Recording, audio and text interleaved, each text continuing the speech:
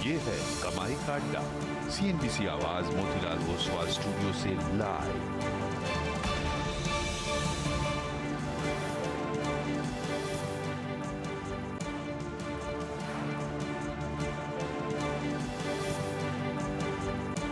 नमस्कार, CNBC आवाज Motilal Oswal studios में आप सभी का स्वागत है। भारतीय बाजारों में आज फिर सीमित दायरे में कारोबार, लेकिन निफ्टी बैंक ने तेजी की थोड़ी बहुत कमान संभाली है।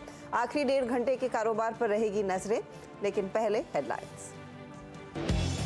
हफ्ते के पहले कारोबारी दिन बाजार में कंसोलिडेशन का मूड। निफ्टी 17,350 के करीब एकदम फ्लैट कर रहा है कारोबार, लेकिन निफ्टी बैंक ने किया आउट परफॉर्म, अब 130 पॉइंट ऊपर।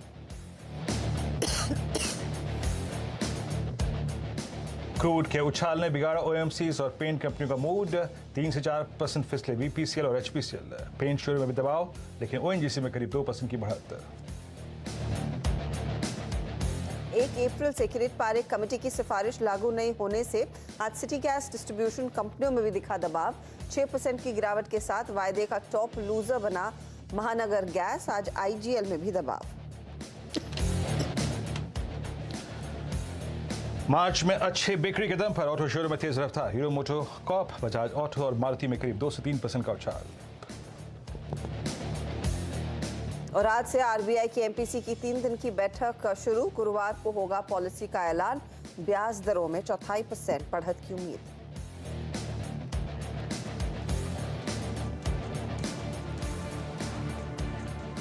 नमस्कार, स्वागत है आप सभी का। आप देख रहे हैं कमाई का अड्डा। मैं हूं हर्षिता, मेरे साथ दिल्ली से जुड़ रहे हैं वीरू। और भारतीय बाजारों में एक नए हफ्ते की शुरुआत और एक ऐसा हफ्ता जहां पर छुट्टियां ज़्यादा और ट्रेडिंग सेशंस कम। जी हां, आज कारोबार करेंगे, फिर कल छुट्टी, फिर 2 दिन के ट्रेड के लिए लौटेंगे और फिर 3 दिन की लगातार छुट्टी रहेगी। और इसी सिलसिले में आप देखिएगा वॉल्यूम्स कम हैं और निफ्टी में भले ही आज हमने अटेम्प्ट किया हो 17,400 के पार निकलने की कोशिश जो की थी वो फिजल आउट हो गई, क्योंकि जहां पर मूड तेजी का है, सेंटिमेंट दरअसल कच्चे तेल ने बिगाड़ा है। वहीं पर हमने देखा है पूरा मामला फ्लैट बैठता हुआ, क्योंकि कच्चे तेल में ओवरनाइट जो डेवलपमेंट आई है प्रोडक्शन कट को लेकर स्पाइक आया और उसी ने ओवरऑल इक्विटीज में जो जोश आ रहा था फ्राइडे के सेशन में, उसके पांव के नीचे से आप कह सकते हैं कार्पेट को खींच लिया है। वीरू, आफ्टरनून नाइमेक्स करीब 80, 84, 85 के आसपास कच्चा तेल पार्टी तो इसी ने बिगाड़ी है, लेकिन कंसिडरिंग ये छोटा हफ्ता है, यहाँ से आगे और आज क्लोजिंग के लिए क्या स्ट्रैटेजी हो? एक कोशिश थी 17,400 पर टिकने की, लेकिन वो सुबह में फेल हो गई। Good afternoon Harshita, let's hope for the best कि आखिरी के 1.5 घंटे ट्रेडर्स के लिए अच्छा रहे। देखिए हर्षिता, क्रूड एक बहुत बड़ी स्टोरी है, नो डाउट अबाउट दैट। हम सुबह से डिस्कस कर रहे हैं और इसने कहीं ना कहीं इस पूरी पार्टी का मूड जो था वो स्पॉइल किया। बट एक चीज़ है हर्षिता, अगर आप वॉल स्ट्रीट की क्लोजिंग 31 मार्च की देखते, यानी प्रीवियस सेशन की या फिर प्रीवियस मंथ की या फिर प्रीवियस वीक की, और इनफैक्ट हमारी क्लोजिंग जो 20 डेमा और 2 डेमा के ऊपर हुई, निफ्टी बैंक की क्लोजिंग, ठीक है क्रूड एक डिसएडवांटेज था, बट आई थिंक उसने पूरा प्ले आउट नहीं किया। बाजार अभी भी कहीं ना कहीं अपनी स्ट्रेंथ पे फोकस कर रहा है और वही एक कारण था कि हमने सुबह ट्रेड की थीम लॉन्ग साइड पे रखी थी। और मेरे ट्रेड की थीम थी निफ्टी पर कि ये जो सुबह का गैप अप है ये उस ट्रेडर का प्रॉफिट है जिसको हमने शुक्रवार को लॉन्ग कराया था। 420, 440, 477 ये वो क्लस्टर है जहां पे आपको शुक्रवार के प्रॉफिट्स को कैश में कन्वर्ट करना है। बट ट्रेड लॉन्ग अगर पिक करना है तो वो किसी भी सर्कमस्टेंसेस में जोन होगा 17,300, 17,288, 17,336। वो क्यों?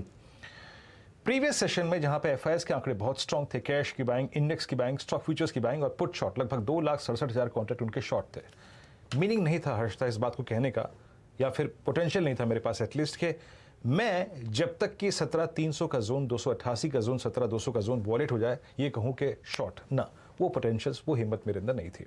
सो मेरी ट्रेड की थीम थी any dip towards 17,336, 17,288 will be a buy. और वो सुबह से अगर आप देखें, मैं कह रहा हूं कि 50-60 पॉइंट के एक ट्रेड पे फोकस कीजिए, वो आपको मिले भी होंगे बार बार, मल्टीपल टाइम्स अगर आप देखें, हमें वहां से एक स्विंग मिला है। अभी का डेटा क्या कहता है? देखिए निफ्टी के साथ दिक्कत यह है कि निफ्टी आईटी आज बैकफुट पे है और निफ्टी आईटी ने एक बार फिर से 20 डे एक्सपोनेंशियल मूविंग एवरेज को सरेंडर कर दिया। So that's a disadvantage for Nifty.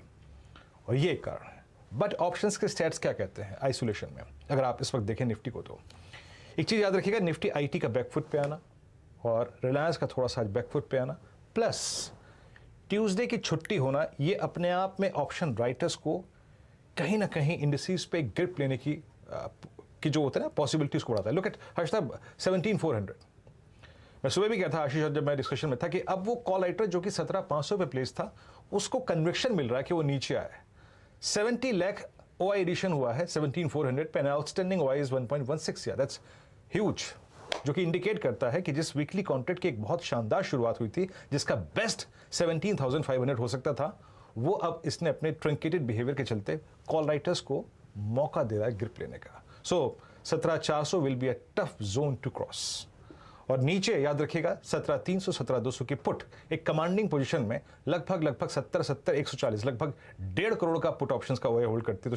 तो हर्षदा निफ्टी के लिए ट्रेड जोन वही है 17,400 ऊपर की तरफ और 17,288 17,310 नीचे। जब आए पिक कीजिए ऊपर की तरफ निकलिए। बेटर प्लेसमेंट है याद रखिएगा निफ्टी बैंक की। निफ्टी बैंक पे मेरा सुबह क्या व्यू था, विजन ये कह रहा था कि ये गैप अप तो प्रॉफिट्स कैश में कन्वर्ट हो जाएगा, लेकिन एनी डिप टुवर्ड्स 510 520, हर्षदा लो था 540, वो एक प्रॉफिट्स लॉन्ग को पिक करने का जोन होगा, और ऊपर की तरफ क्लोजर टू 48,800 निकल जाइए। उसके पीछे कारण थे 40,850 के आसपास आपका last due average 100 day exponential moving average आता है, और नीचे 40,500 पे सबसे बड़ा पुट राइटर खड़ा था शुक्रवार की क्लोजिंग के मुताबिक। अब आइए जरा इस वक्त के ऑप्शन स्टैट्स देखिए वो क्या कह रहे हैं। अगर आप इस वक्त की स्ट्राइक्स का एनालाइज करें, आई मीन 40,500 पे 40,500 पे, एक बार आप देखिए किस प्रकार की पुट राइटिंग है। Huge put writing at 40,500। Harshada आपकी स्क्रीन पे द मैक्सिमम आउटस्टैंडिंग वाई 40,500 पे करीब 40 लाख का है, जिसमें से करीब 17 लाख पुट आज बिकी हैं, बाकी 40,400 पे 40,300 पे पुट राइटिंग है। हाँ 40,800 पे आज कॉल राइटिंग विजिबल है, जहां पर है आपका 100 डे एक्सपोनेंशियल मूविंग एवरेज, और 41,000 की कॉल ऑलरेडी 26 लाख का आउटस्टैंडिंग वाई होल्ड करती है। So for me Nifty bank as well Harshada आपका 40,510 520 550 की ट्रेजेक्टरी में एक बाय होगा और एग्जिट होगा 40,800 पे। डायरेक्टर साहब मैं आखिरी चीज कहना चाहूंगा, और वो स्क्रीन पे चार्ट रखिए तब कहूंगा। हर्षदा एक और चीज, ये जो 40,800 है ना, इसका वीकली चार्ट पे बहुत बड़ा सिग्निफिकेंस है, बहुत बड़ी इंपॉर्टेंस है। दर्शकों से गुजारिश है जाइए अपने चार्ट्स को निफ्टी बैंक के वीकली पे कन्वर्ट कीजिए, और जब आप वीकली चार्ट देखेंगे that 40,810 40,810 is 20 week exponential moving average, जिसकी फॉर्मेशन थर्सडे को कंप्लीट होगी। हर्षदा अगर हम उसको पार करते हैं तो 10 मार्च के बाद ये पहला अटेम्प्ट होगा उसको पार करने का। सो 4810 इज अ डिफिकल्ट जोन, लेकिन अगर क्रॉस होगा तो बेटर स्विंग आपको हर्षदा निफ्टी बैंक पे मिलेगा। So buy on dips bank, more conviction on banks. Harshada Nifty bank में ज़्यादा कन्विक्शन है। इनफैक्ट 11 बजे में खिलाड़ी नंबर 1 के ज़्यादातर जानकारों का भी भरोसा यही था कि निफ्टी बैंक आउट परफॉर्म करेगा, और दिन भर हमने वही होते देखा है। अब 120 अंक ऊपर आपको निफ्टी बैंक दिखाई देगा। आईसीआईसीआई, कोटक, एक्सिस, एसबीआई की अगुवाई में दरअसल ये तेजी हुई है, और निफ्टी है जो एकदम शांत कारोबार करता हुआ। ये है फिलहाल आपके लिए ताज़ा तस्वीर इंडेक्स की, लेकिन सेक्टोरली कहाँ पर तेजी है, कहाँ पर खरीदारी देखने को मिली, कहां पर मंदी का सौदा आया है, वो आपकी स्क्रीन पर लेकर आते हैं। आज कई बड़ी डेवलपमेंट्स हुई हैं, काफी सारा न्यूज फ्लो है। उस लिहाज से अगर इन ट्रेंडिंग काउंटर्स को समझेंगे तो क्लियर कट आपको दिखाई देगा कि कौन से सेक्टर्स में क्या तेजी बनती दिखाई दे रही है। आप देख रहे हैं हीरो मोटोकॉर्प 3% ऊपर, मारुति सुजुकी 2-2.5% ऊपर। ऑटो बिक्री के आंकड़ों पर मार्केट्स आज रिएक्ट करते हुए दिखाई दे रहे हैं। हीरो मोटोकॉर्प का परफॉर्मेंस अच्छा रहा है डोमेस्टिक बिजनेस में, same goes for Maruti. Coal India में आज हमने देखा है तेजी, और ओएनजीसी ऊपर है क्योंकि ये एक डाउन, अब ये एक अपस्ट्रीम कंपनी है, यानी कि यहाँ पर हमने देखा है तेजी, लेकिन डाउनस्ट्रीम प्लेयर्स में चाहे वो ऑयल मार्केटिंग कंपनियां हो वहां पर दबाव बनता है। इसीलिए आप देख रहे हैं बीपीसीएल में 4% तक का नुकसान, जो कच्चे तेल में उबाल आया और $84-85 के आसपास ट्रेड बनता दिखाई दिया है। आज अपोलो हॉस्पिटल में दबाव देखने को मिला है, और आईजीएल एमजीएल पर दो चीजें, एक तो किरिट पारिट की जो सिफारिशें थी गैस प्राइसिंग को लेकर अभी तक अप्रूवल नहीं आया है। दूसरी बात ये कि गैस प्राइसेस को अब क्रूड से लिंक किया जाए, उस दरअसल रिकमेंडेशन में ये लिखा हुआ था। और अगर कच्चा तेल $85 के आसपास ट्रेड कर रहा है तो गैस प्राइस हल्का कैसे होगा, ये इस समय की बड़ी चिंता। और वो स्टॉक्स दरअसल प्राइस दबाव में आते हुए दिखाई दे रहे हैं। इस पर आगे एक डिटेल में डिस्कशन भी करेंगे कि एनालिस्ट अब क्या एक्सपेक्ट कर रहे हैं, क्योंकि इस साल के लिए किरिट पाई की रिकमेंडेशंस के साथ डबल डिजिट वॉल्यूम ग्रोथ की दरअसल अनुमान लगाए हुए थे, जहां पर डिमांड अच्छी खासी आ रही थी ऑटो सेक्टर की तरफ से, और दूसरा ऑफ कोर्स प्राइस कट का जो अनुमान था। उसके बाद हमने देखा था एमजीएल, आईजीएल, गुजरात गैस जैसे स्टॉक्स में बहुत तगड़ी तेजी, लेकिन आज वो पूरी तेजी साफ होती हुई दिखाई दे रही है, तो वो एक पेन पॉइंट है। अच्छा, बात करते करते निफ्टी बैंक आपकी स्क्रीन पर एक बार फिर लेकर आएंगे। अब 180 पॉइंट ऊपर आ चुका है इंडेक्स, मजबूती यहाँ पर हर टिक के साथ बढ़ती हुई, कुछ पॉजिटिव टेरिटरी में कोशिश कर रहा है निफ्टी टिक जाए 7 पॉइंट ऊपर। और मिड कैप्स में तो हमने देखा इस सुबह से 3:1 या 4:1 का रेशो बना हुआ है। ये है फिलहाल आपके लिए अब तक का सेटअप। अब इस सेटअप में ट्रेड क्या करना है, हमारे जानकारों को जोड़ना शुरू करते हैं। प्रकाश गाबा, मानस जायसवाल, शिल्पा रावत, शरद अवस्थी, अमित सेठ, ये सब हमारा साथ देने वाले हैं आज के ट्रेड में। इन सबसे समझेंगे, राजेश सातपुते भी होंगे हमारे साथ, कि आपने क्या ट्रेड लेना है और किन स्टॉक्स पर क्या पोजीशनिंग है। ऑयल एंड गैस स्पेस पर इस समय उबले हुए तेल के बीच क्या ट्रेड बनता है, शेख खान भाई BNP पारिबा के सीनियर रिसर्च एनालिस्ट अभिजीत बोरा को जोड़ेंगे। साथ ही कच्चे तेल में जो उबाल आ रहा है वो भारी पड़ता है पेंट कंपनियों पर। एशियन पेंट एक मेजर अंडर परफॉर्मर है। एक्सिस सिक्योरिटीज के सीनियर रिसर्च एनालिस्ट प्रियम तोलिया से बात करेंगे आगे। तो 40 पर हर रोज की तरह चार्ट का चमत्कार, सस्ता ऑप्शन शिल्पा देंगी, एफएनओ सुपरस्टार मानस से लेंगे, अमित से जानेंगे चार्ट का चमत्कार, तो अशरद अवस्थी आपको बताएंगे फंडा ट्रेड। और ऑफ कोर्स आज 2:50 पर क्वांट म्यूचुअल फंड के संदीप टंडन से भी बातचीत होगी, यतिन को जोड़ेंगे डीलिंग रूम चेक। जी हाँ, इस बीच जरा एक बार निफ्टी बैंक के चार्ट लिया। ये अभी हर्षदार में मंत्रणा कर ही रहे थे, बातचीत कर रहे थे कि a good zone to pick long trade 40,600 40,700। बात करते करते इस 3 मिनट के अंतराल में आप देखिए फिर वही एग्जैक्टली लेवल छू के आया, दैट 810, जिसकी डेली चार्ट्स पे, जिसके ऑप्शंस के मुताबिक इंपॉर्टेंस है और वीकली चार्ट्स पे सुपर सिग्निफिकेंस है, जिसे कहते हैं that is 20 week exponential movement. खैर, अब इस चर्चा को शुरुआत करते हैं और हमारे साथ इस वक्त पैनल पूरा मौजूद है। राजेश सतपुते जी के पास जाता हूँ। राजेश जी, गुड आफ्टरनून, कार्यक्रम में स्वागत है। आपका पहला कन्विक्शन ट्रेड क्या होगा? Good afternoon Viren, good afternoon everyone. Viren देखिए, नजर थोड़ी मेरी सीमेंट स्टॉक्स पे है, बैंकिंग डेफिनेटली रडार पे है। कोई दो राय नहीं, आईसीआईसीआई बैंक, एक्सिस बैंक, सुबह कोटक बैंक की बात हुई, कुछ अलग सोचा मैंने कि चलो कहाँ नया कहाँ मुंह आ सकता है, तो Ambuja cement, look at Ambuja cement, क्या बढ़िया चार्ट यहाँ पे पैन आउट हो रहा है। और जिस तरह से यहाँ पे लॉन्ग बिल्डअप हो रहा है और जिस तरह से 370 को रिस्पेक्ट कर रहा है, जो इसका 10-20 डीएमए का डाइवर्जेंस है, यहाँ पे आप कह सकते हैं मूविंग एवरेजेस का डाइवर्जेंस बनता है यहाँ पे। तो मुझे लगता है कि अंबुजा सीमेंट करंट लेवल से कम जाएगा 390 395 लेवल तक। इससे बाय इन अंबुजा, स्टॉप लॉस रखे 370 का। ओके, अंबुजा सीमेंट में एक ट्रेड का मौका, ये फिलहाल आपके लिए बाय साइड का ट्रेड आ रहा है। स्टॉप लॉस 370 पर रखेंगे और तेजी की पोजीशन ले। गावा साहब, गुड आफ्टरनून, बताइए आपका ट्रेड क्या रहेगा? Good afternoon to you. मेरा ट्रेड भी सीमेंट क्षेत्र से रहेगा और इस बार रहेगा एसीसी। एसीसी मुझे अच्छा लगता है, 3 दिन से एक अपमूव देख रहे हैं, इसमें लगता है मोमेंटम है। ट्रेड कर रहा है 1708 के आसपास, 1709। मुझे लगता है ये करीब 1760 तक जाना चाहिए। स्टॉप होगा 1690 या 1700, ठीक ही रहेगा। ACC, yes. Okay, ACC. Rajesh ji ने और प्रकाश जी ने पता नहीं कहाँ कंस्ट्रक्शन का काम शुरू करा दिया है? दोनों की call, ACC Ambuja. Manas, good afternoon, आपकी conviction call? Good afternoon Viren ji. तो क्रॉम्पटन पे खरीदारी करने की राय रहेगी, क्योंकि क्रॉम्पटन के पैटर्न देखेंगे तो आई थिंक अब स्टॉक ने बॉटम बना लिया है, एक शॉर्ट टर्म बॉटम बनाया है। स्टॉक तैयार है कंफर्मेशन देने के लिए, हायर टॉप हायर बॉटम का 20 डे मूविंग एवरेज के ऊपर ट्रेड कर रहा है। आई थिंक यहाँ पर करंट लेवल्स पे खरीदारी करनी है, 294 का स्टॉप लॉस लगाना है और ऊपर की तरफ 307 तक के टारगेट्स आपको देखने को मिल सकते हैं। तो क्रॉम्पटन का जो 300 वाला कॉल ऑप्शन है, 9 रुपए 50 पैसे के आसपास ट्रेड हो रहा है, वहां पर आप खरीदारी कर सकते हैं। 7 रुपए का स्टॉप लॉस लगाइए और 16 रुपए के टारगेट सेट करिए। तो ऑप्शन भी ले सकते हैं और कैश में या तो फ्यूचर में भी आप खरीदारी कर सकते हैं। 300 का कॉल लेकर चलें जो 9 रुपए पर है और टारगेट यहाँ पर 16 का आता हुआ दिखाई देगा। ये है फिलहाल आपके लिए क्रॉम्पटन पर एक बाय कॉल। शिल्पा, आफ्टरनून, आपका ट्रेड? Good afternoon everyone. मेरा भी एक्चुअली बाय क्रॉम्पटन था बट दैट्स गॉन। तो अभी next I will go with delta Corp. अगर आप डेल्टा कॉर्प को भी देखेंगे तो डेल्टा कॉर्प ने भी बहुत अच्छा अटेम्प्ट लिया अभी ब्रेकआउट देके। फ्यूचर्स में ट्रेड करा रफली अराउंड 188, लेकिन मैं इसको ऑप्शंस के थ्रू रेकमेंड करना चाहूँगी। 200 का कॉल ऑप्शन रफली 2.5-3 रुपये के आसपास अभी ट्रेड कर रहा है, आप इसमें पार्टिसिपेट कर सकते हैं। स्टॉप लॉस आपका 1.8 का रहेगा। टारगेट्स यहाँ पे 5.2 एंड 6 तक भी एक्सपेक्ट कर रहे हैं।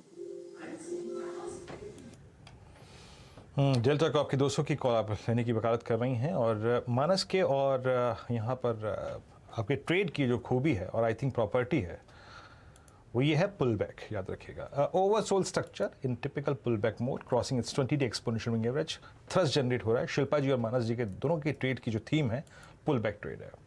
डेल्टा कॉब अब आपकी स्क्रीन पे एक 186.80 पर, याद रखिएगा इट्स कहते हैं एफर्ट लगा रहा है अपने 20-day मार्क को छूने के लिए। क्रॉम्पटन की वो कॉल जो मानस ने रिकमेंड की थी 300 रुपये की, वो भी सुपर स्विंग देती हुई मेरे स्क्रीन पे इस वक्त डे हाई की ट्रैजेक्टरी में आके ट्रेड कर रही है। शरद जी नमस्कार, कार्यक्रम में स्वागत है आपका आज। और आज ट्रंकेटेड मार्केट है, ऑप्शन राइटर्स का मार्केट ये होता है, इसलिए इंडेक्स थोड़े साइडवेज हो गए हैं, लेकिन बाजार में स्टोरीज अच्छी चल रही हैं कुछ ना कुछ। अगर आप देखें बंधन बैंक स्ट्रॉन्ग मूव देता हुआ, आज डेल्टा कॉप पे काफ़ी स्ट्रॉन्ग स्विंग है, लेकिन मोटे तौर पे शरद जी आज ऑटो की theme because of that monthly sales figures is doing well. Maruti lead कर रहा था एक समय से। हीरो मोटो कॉप आपकी स्क्रीन पे अभी भी अच्छा करीब 3% ऊपर।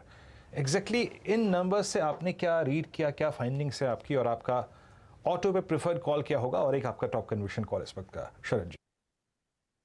देखिए नंबर्स में तो हम यही उम्मीद कर रहे हैं कि ग्रेजुअली ऑटोज के नंबर और बेटर ही आने चाहिए आने वाले समय में भी, क्योंकि जो सप्लाई साइड की प्रॉब्लम थी वो लगभग सॉर्ट आउट हो गई है और ग्रेजुअली जो डिमांड है, पेंटअप डिमांड पहले राउंड में, और मेरे हिसाब से 2-2.5 महीने जब तक भी ये पेंटअप डिमांड जो पुरानी है वो खत्म होती है सप्लाई इश्यूज की वजह से, तो जो फ्रेश डिमांड है वो काफी एडिक्वेट होनी चाहिए। नए जो मॉडल्स हैं उनको जो रेस्पॉन्स मिला है वो काफी पॉजिटिव है।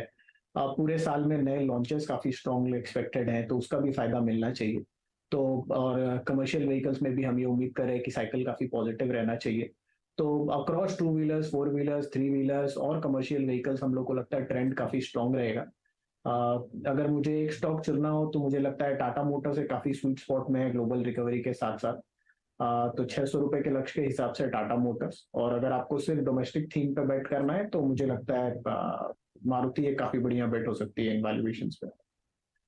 और मेरी आज की रिकमेंडेशन होगी SBI। स्टॉक में ऊपर से ठीक ठाक करेक्शन आ गई है, देश का सबसे बड़ा बैंक है। हमें लगता है आने वाले समय में NPS का कोई खासा प्रेशर रहना नहीं चाहिए। सरकार की जैसी नीतियां हैं, चाहे MSME फाइनेंसिंग को लेके हो या कैपेक्स को लेके हो, तो 17-18% का एडवांसेस ग्रोथ आना कोई मुश्किल बात नहीं होगी बैंक के लिए। और सबसे बड़ा बैंक है, कॉर्पोरेट बुक भी सबसे बड़ी है, तो वहाँ पे ग्रोथ काफी फास्ट रहनी चाहिए। और ग्रेजुअली हमें लगता है आने वाले समय में 1.5 से 1.25 का price to book multiple consolidated level पे काफी आसानी से मिल जाना चाहिए। SBI कार्ड्स के बिजनेस में भी काफी बढ़िया रिकवरी आनी चाहिए जैसे जैसे ट्रैवलिंग एंड टूरिज्म वापस से चालू होता है।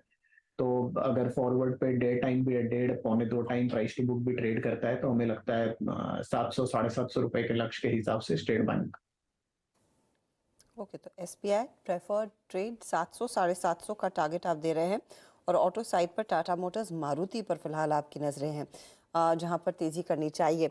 अच्छा, क्योंकि ऑटो का जिक्र हुआ है तो गावा साहब एक बार हीरो मोटो कॉर्प और बजाज ऑटो पर भी एक व्यू दे दीजिए, क्योंकि 2 व्हीलर साइड ज्यादा मजबूत दिखा है compare to the passenger vehicle business, और यहाँ पर अब अनुमान यही लगाया जा रहा है कि अब और तेजी आती हुई दिखाई देगी। प्रेफर क्या करेंगे आप, हीरो या फिर बजाज लेना? बजाज ऑटो तो अपू है, यहाँ पर बहुत बढ़िया बेस बना है 3800 के आसपास, वहां से जो बाउंस मिला, आज ब्रेकआउट मिला है, तो ये तो करीब 4000 और 4050 तक तो जाना जाएगा बिल्कुल। रही बात हीरो मोटर्स की, हीरो मोटर्स में भी तेजी है, 2424 पे ट्रेड कर रहा है। मुझे लगता है आते दिनों में 2500 का टारगेट देंगे। यहाँ पर एक रिएक्टिव अपू है, काफी गिरावट हुई है फ्रॉम 2900 टू करीब 2200 के आसपास। ये बाउंस खेल सकते हैं इसको, हीरो मोटर्स को। एक्चुअली दोनों ही अच्छे हैं, अगर एक चॉइस चाहिए बाउंस का तो ये हीरो है, और स्ट्रेंथ चाहिए तो बजाज ऑटो है। वाकई इस बीच याद रखिएगा निफ्टी बैंक मेरे ख्याल से सेकंड अटेम्प्ट होगा अब 40,800 की ट्रैजेक्टरी को बाइसेक्ट करने का। एक बार पूरा निफ्टी बैंक के जो आई थिंक जो कंट्रीब्यूटर्स है उस स्क्रीन पे रखिएगा। Axis bank above all moving averages, now doing well. बंधन बैंक, बैंक ऑफ बड़ौदा नहीं छोड़िए, फेडरल बैंक में काफ़ी अच्छा खासा स्विंग है।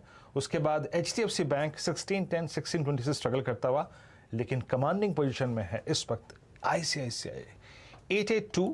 और 882 का मतलब क्या है? 882 का मतलब देखिए इस दौर की हाईएस्ट ट्रैजेक्टरी पे तो है ही। 5 जनवरी 2021 यानी फ्रैंकली स्पीकिंग CY23 की सबसे हाईएस्ट ट्रैजेक्टरी को अब बाइसेक्ट कर रहा है ICICI बैंक, क्योंकि इससे पहले 23 जनवरी का जो इंट्राडे हाई था, एक सेकेंड 23 जनवरी का इंट्राडे जो हाई था वो था करीब 883 और एग्जैक्टली उसी को स्ट्राइक करता हुआ। मानस, हालांकि आप थोड़ा सा मिड कैप में गए थे, आपने क्रॉम्पटन को ग्रिप किया था, बट अगर मैं आपसे पूछूं ICICI बैंक जिसकी लोअर शेडो बड़ी वाइल्ड, लोअर शेडो मतलब प्राइस नीचे नहीं टिका, आप इस पे कोई कॉल लेंगे क्या? देखिए ICICI बैंक बात कर लीजिए या एक्सिस बैंक बात कर लीजिए, दोनों ही स्टॉक चार्ट पे अच्छे लगते हैं। इवन कोटक बैंक चार्ट पे अच्छा लगता है। और मेरा भी यही समझना है कि शायद आपको बैंक निफ्टी में आउट परफॉर्मेंस देखने को मिलेगा, तो यहाँ पर पार्टिसिपेशन जरूर देखने को मिलेगा।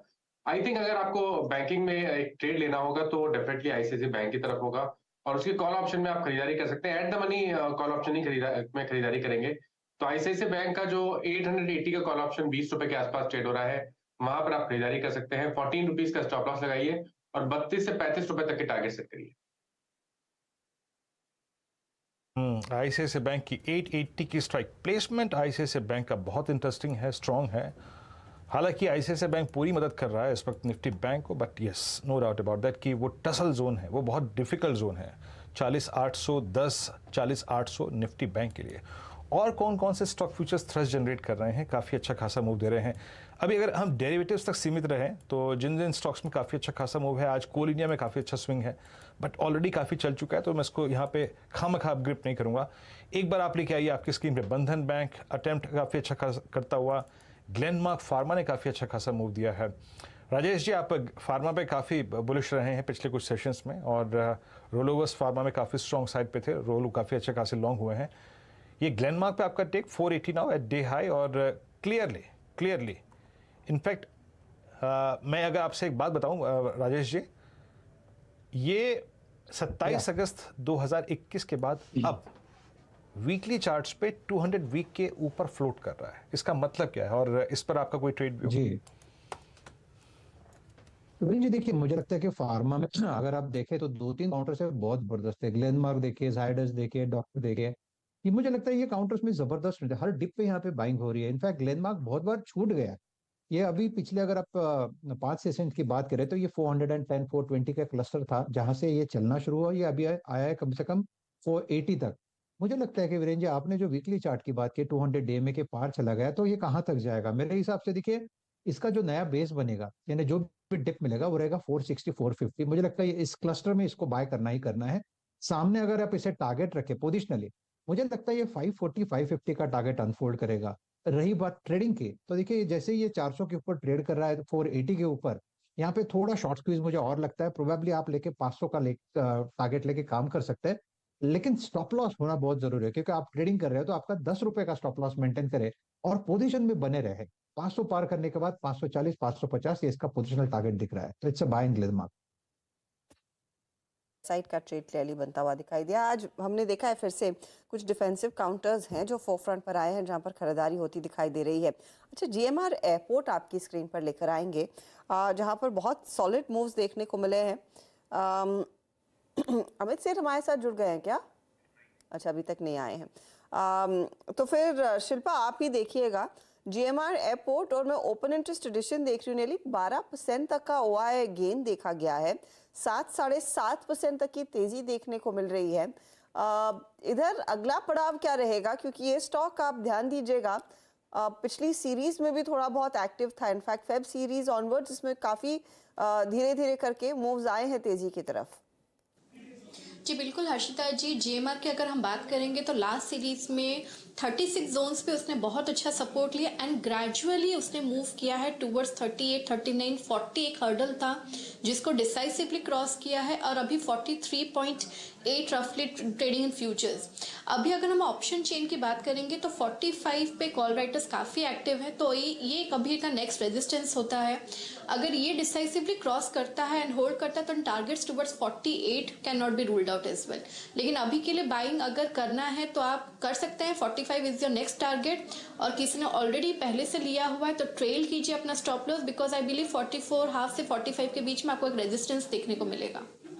तो ये फिलहाल आपके लिए GMR 44.5 45 के आसपास रेजिस्टेंस देखने को मिल सकता है, लेकिन उसके पार निकले तो 48 तक के लेवल्स देखने को मिल सकते हैं। मूव्स आ रहे हैं स्टॉक में और काफ़ी अच्छी तेज़ी दरअसल इस स्टॉक ने अपने नाम कर ली। एक बार दिखाइएगा पिछले एक महीने का चार्ट जो मार्च सीरीज़ की बात कर रही हैं शिल्पा के 36 ऑनवर्ड्स इसने जो अपनी चाल मजबूत की है वो आज जाकर 44 के आसपास खड़ा है GMR एयरपोर्ट का शेयर।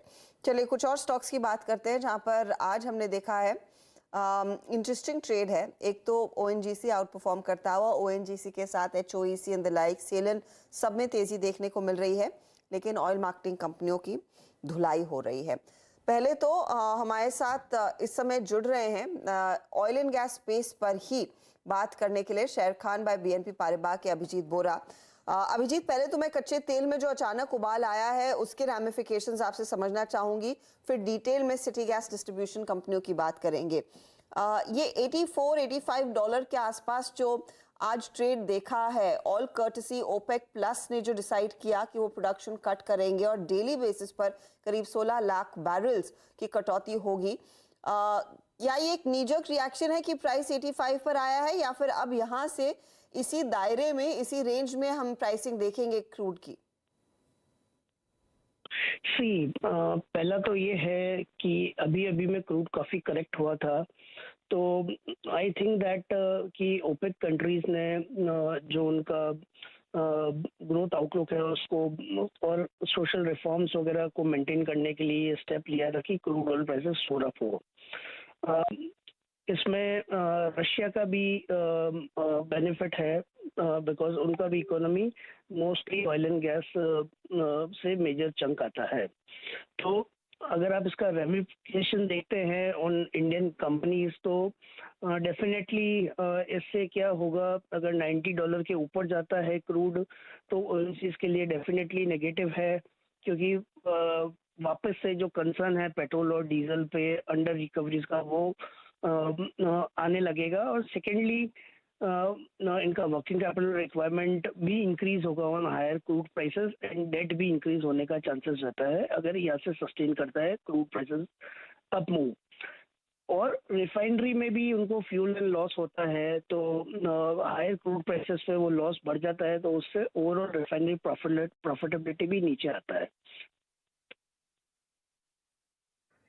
तो ऐसी स्थिति में फिर क्या आप इस समय अपने क्लाइंट्स को एडवोकेट कर रहे हैं कि ONGC को पाइल अप किया जाए और HPBP IOC जो एक बहुत ही ऑब्वियस लॉजिकल ट्रेड है वहां पर मंदी की पोजीशंस लेना शुरू करें?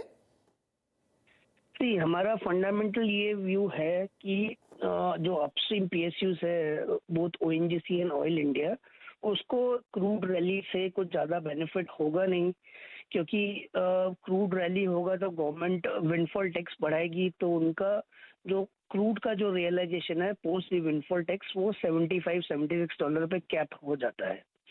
तो ये क्रूड रैली से ONGC ऑयल इंडिया को अर्निंग्स में कुछ ज़्यादा फायदा नहीं होने वाला है, और ये सिर्फ सेंटिमेंटल मूव है जो आज का जो मूव है। गवर्नमेंट नेक्स्ट रिवीजन में विंडफॉल टैक्स बढ़ाएगी। फंडामेंटली अगर आप OMCs को देखें तो डेफिनेटली वॉलेटाइल क्रूड उनके लिए शॉर्ट टर्म नेगेटिव है, लेकिन हमारा ये व्यू है कि वैल्यूएशन वाइज OMCs स्पेशली आपका HPCL बिलो बुक वैल्यू है, तो वहाँ पे पॉसिबिलिटी है कि धीमे धीमे अर्निंग्स का नॉर्मलाइज होना चालू होगा। मे बी थोड़ा वक्त लगे यहाँ से, लेकिन यहाँ पे पॉसिबिलिटी है कि वैल्यूएशन सपोर्ट मिलेगा ऑयल मार्केटिंग कंपनीज को, बिकॉज पहले से ही ये बहुत करेक्ट हो चुके हैं। अपस्ट्रीम पीएसयूज में जैसे मैंने पहले भी बोला कि क्रूड ऑयल प्राइस का कोई बेनिफिट नहीं मिलने वाला है, और अगर किरीट पारिक कमेटी के रिकमेंडेशन अगर गवर्नमेंट अप्रूव कर देती है तो इनका अर्निंग्स है जो FY23 में पीक आउट हो जाएगा, वहां से इनका ग्रेजुअल डिक्लाइन चालू हो जाएगा with lower gas prices coming into play. आपने क्योंकि किरीट पारिक कमेटी की बात की, अब आई डोंट नो ये इत्तेफाक है या डिलिबरेट था, वो रिकमेंडेशंस अगर पास कर दिए जाते तो शायद सस्ते गैस का फायदा लोगों को मिलता, लेकिन किरीट पारिक कमेटी स्पेसिफिकली कहती है प्राइस कैप्स हटा देने चाहिए, फ्री मार्केट प्राइसिंग हो जानी चाहिए 2027 तक, एंड मोस्ट इम्पॉर्टेंटली उस कमेटी का रिकमेंडेशन ये भी था कि आप जो कच्चे तेल के भाव है उससे लिंक करके देखें गैस की कीमतें क्या होनी चाहिए। तो हमारे लिए तो ये डबल वैमी साबित हो गई, एक तो वो अप्रूवल नहीं आया टाइमली और दूसरा कच्चे तेल में भी स्पाइक देखने को मिला है। तो ये कितना ऑफसेट करेगा जो भी तेजी की उम्मीद थी इन MGL, IGL and the likes के शेयर प्राइसेस में, इन द होप कि गैस सस्ता होगा तो वो पास ऑन करेंगे, उस लिहाज से डिमांड बढ़ेगी और वॉल्यूम ग्रोथ देखने को मिलेगी। ये तो पूरा खेल बिगड़ गया कच्चे तेल के उबाल के चलते अभिजीत। मेरे को ऐसा लगता है कि ये टेम्परेरी जो है गवर्नमेंट ने सस्टेन किया है करंट गैस प्राइसेस को, एंड ये भी है कि ये प्रोविजनल गैस प्राइसेस रहेगा। श्योरली आपने सही कहा कि थोड़ा सा डायनामिक्स बिगड़ गया है जो नियर टर्म में मे बी Q1 तक इम्पैक्ट करे। हमारा ये व्यू है कि अगर गवर्नमेंट को नेचुरल गैस का शेयर बढ़ाना है ओवरऑल एनर्जी बास्केट में इंडिया में, तो गैस प्राइसेस अफोर्डेबल होना चाहिए। और दूसरा ये भी है कि ग्लोबली भी अपन अगर गैस प्राइसेस देखें, यूएस में हेनरी अब गैस प्राइसेस $2 के आसपास है या उससे भी थोड़ा नीचे ही है। आपका स्पॉट LNG प्राइसेस भी फ्रॉम पीक्स ऑफ $40-50 वो नीचे आके $14 के आसपास है अभी। तो हमारा ये व्यू है कि देर से भी सही लेकिन गवर्नमेंट को किरीट पारिक कमेटी रिकमेंडेशन को अप्रूवल मिलेगा, क्योंकि ये बहुत इम्पोर्टेंट है CGD सेक्टर के लिए, जहाँ पे काफ़ी इन्वेस्टमेंट्स किया है काफ़ी कंपनी ने।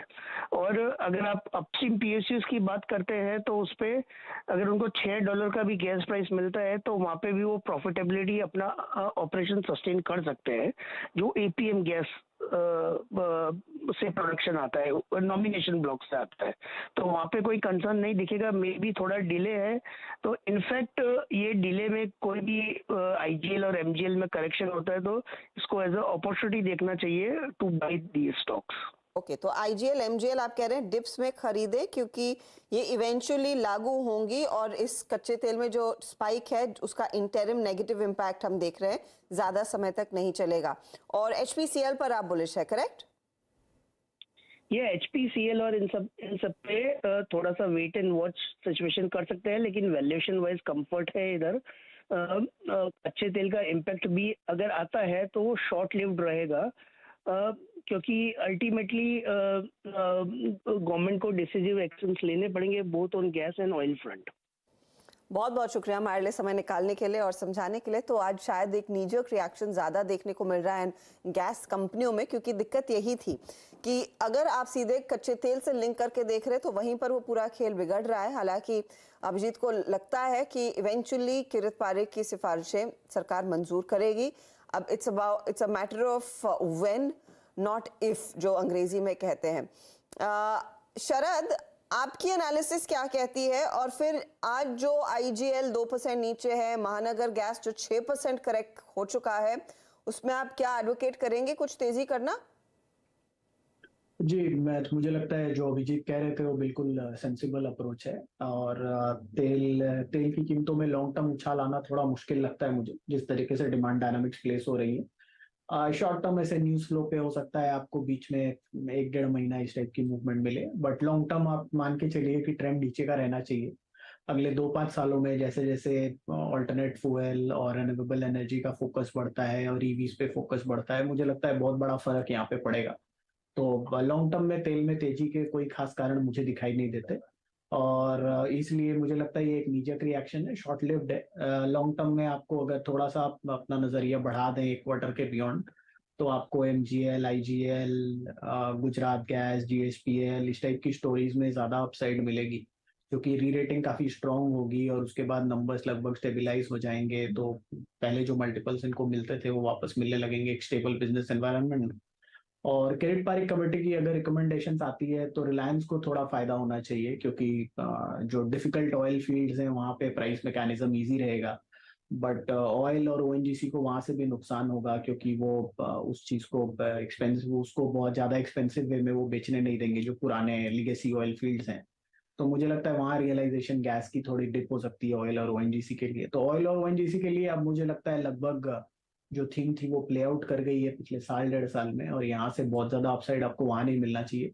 But BP, HP, IOC, IGL, MGL, GSPL, Gujarat gas, ये सब जगह में या गेल में मुझे लगता है बहुत बढ़िया स्टोरी अगले 1.5-2 साल में प्ले आउट होनी चाहिए। ये जो गैस कंपनियों में जो करेक्शन है उसके मद्देनजर मानस, MGL आज का जो डिक्लाइन आया है लगभग 6% का कट, चार्ट्स पर क्या पूरे कितना जो अब तक का तेजी वाला व्यू था वो कितना बिगड़ा है, या फिर आपको लग रहा है ये एक करेक्शन में खरीदारी का मौका? नहीं देखिए, काफी बिगड़ा है। अगर हम MGL की बात कर लें, IGL की बात कर लें, IGL तो अपने 200 मूविंग एवरेज के नीचे अपडेट करने लगा है, और MGL में जहां पर हमने ऑलरेडी एक मूव देख लिया था, उसके बाद आज का मूव तो एक क्लियर कट रिवर्सल है।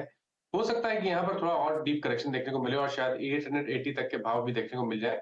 तो आई थिंक इस गिरावट पे आपको MGL पे खरीदारी नहीं करनी है। तो ये टेक्निकली अब देखते हैं कहां पर जाकर सेटल होते हैं स्टॉक्स, लेकिन फंडामेंटली अगर आप स्पेस पर बुलिश है तो शायद एक मौका रहेगा। लेकिन हाँ, क्रैक्स तो आए हैं, दरारें तो आई हैं इन सबके चार्ट्स में। लेकिन कच्चे तेल का सरोकार पेंट कंपनियों से भी है, और एक पर्टिकुलर स्टॉक जो काफी क्लोजली वीरू ट्रैक करते आए हैं वो है एशियन पेंट। वीरू, सरप्राइजिंगली आज ये 0.5% ऊपर है। जिस दिन कच्चे तेल में गिरावट आ रही थी तब नहीं चला, लेकिन आज 0.5% के गेन्स। दैट असाइड, चार्टिकली स्थिति क्या हुई है? ये स्टॉक है जो बिल्कुल परफॉर्म नहीं कर रहा है। हर्षदा, वाकई आपने ये प्रश्न बहुत सटीक दिन पूछा है। आप यकीन मानिए हर्षदा, आज जो प्राइस का लो था, अगर मैं पैरेलली अलाइन करूं उसको डेली और वीकली चार्ट से, दैट एग्जैक्टली सेम लो अगर आप कंपेयर करें मैथमेटिकली वर्सेस द लो जो इसने क्रिएट किया था मार्च 2020 में, यानी कोविड के दौरान। ठीक है, वो जब सब कुछ शट था उस वक्त, याद रखिएगा, जो इसने लो लगाया कोविड से पहले 25 मार्च के आसपास, 20 मार्च के आसपास, एग्जैक्टली वो है। मैं आपको एक चीज़ बताता हूँ हर्षदा, इतिहास में मेरे स्क्रीन पे चार्ट जो मैं बहुत सही तरीके से देख पा रहा हूँ वो है 2009 से एशियन पेंट्स के। मैं सभी विजुअल से गुजारिश करता हूँ जो कि वैल्यू बायर हैं, वो जाके इस चार्ट को कुछ देर के लिए वीकली चार्ट्स पे कन्वर्ट कर दें।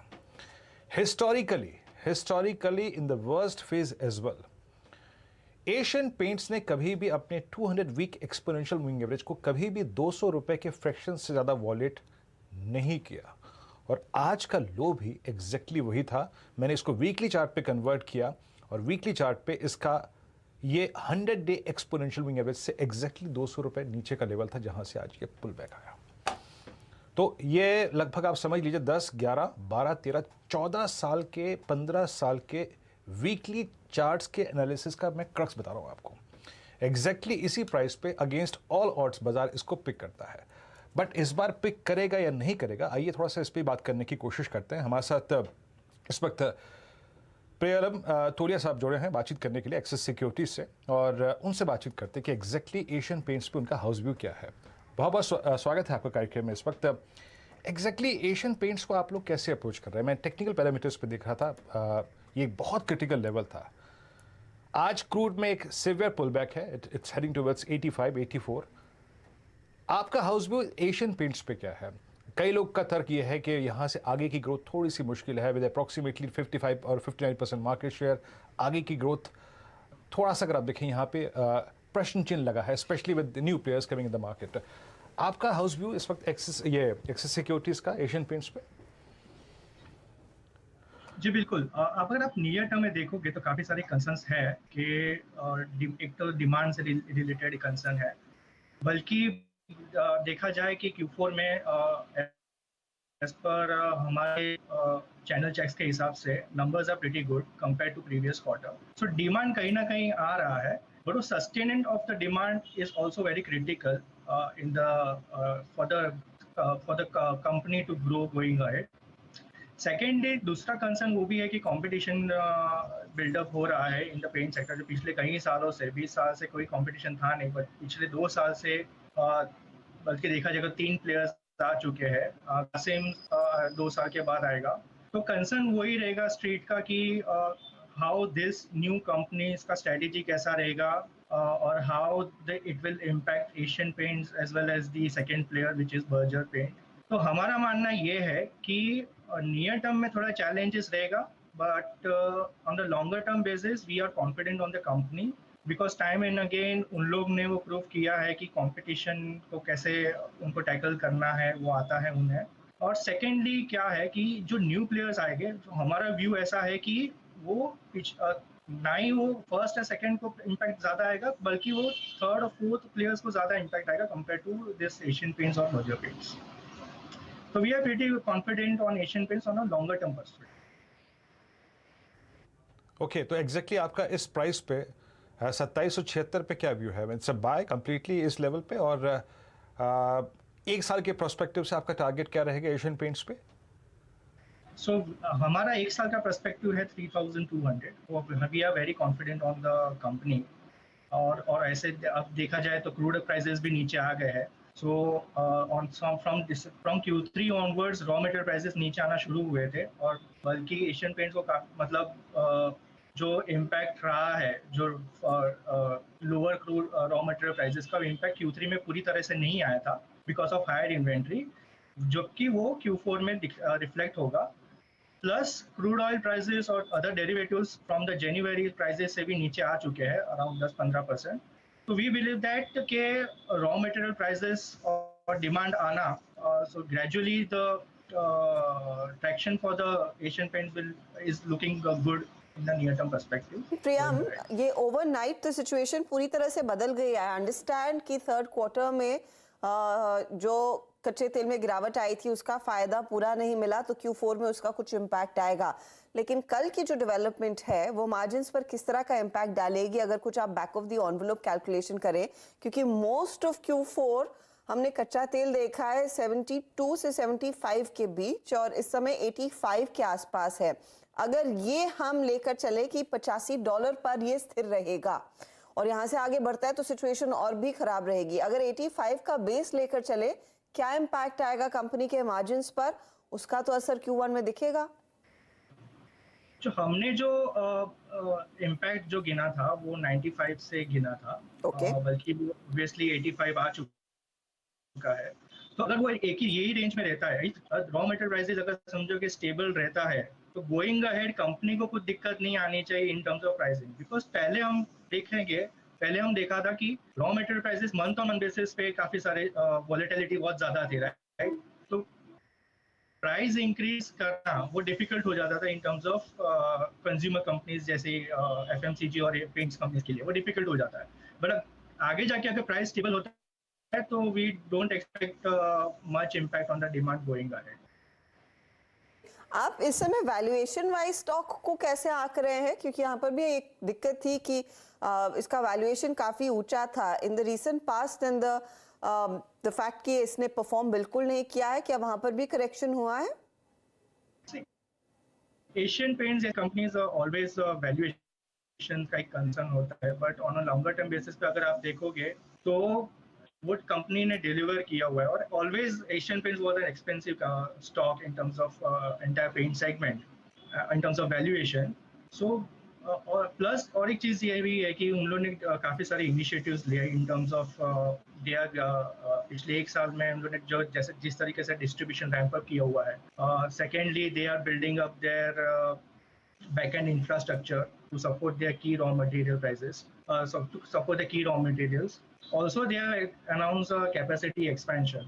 So we believe that valuation थोड़े concerns हो सकते हैं in terms of near term because of near term challenges. But हमें लगता है कि current market price के हिसाब से this will be a better company to invest right now for a longer term perspective. Okay अच्छा प्रेम जी, एक ही बात पूछना चाहूँगा मैं, पॉसिबली आखिरी प्रश्न है।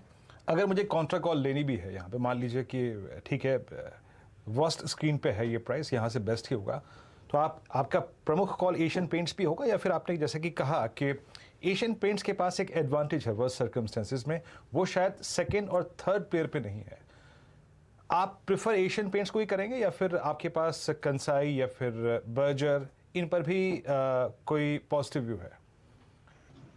Yeah, definitely. I will prefer Asian Paints versus other players because they have advantages in terms of distribution, जैसे कि मैंने पहले बताया है, and also they have taken several initiatives. Plus वो लोग if you see the transition from the last 2 years, तो पहले वो ओनली पेंट्स में थे, अभी वो एडजेसेंसीज में आए, जैसे कि उन लोग ने अभी काफी सारा रैंप अप किया इन terms of bathware, kitchenware, right? They have entered into lighting. So in and around, they are more focused on what you say.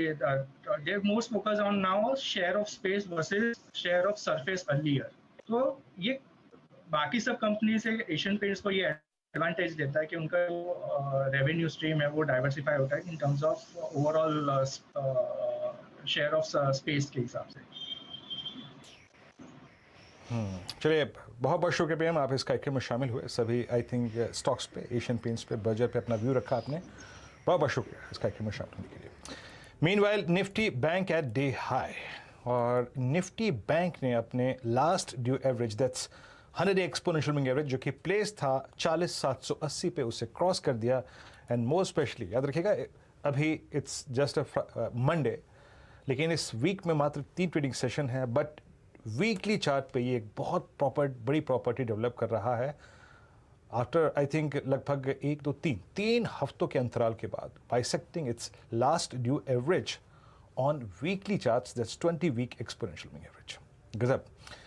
खैर, अब इस वक्त अमित सेठ हमारे साथ जुड़ चुके हैं बातचीत करने के लिए। अमित, अभी क्रूड पे बात हो रही थी, हम एशियन पेंट से बात कर रहे थे, हमने ONGC पे बात करी, HPCL BPCL पे बात करी, ये एशियन पेंट्स का वीकली चार्ट और वीकली पे 100 डेवा -200 लगभग बीते 14 साल में हमेशा यहाँ पे बॉटम आउट हुआ है।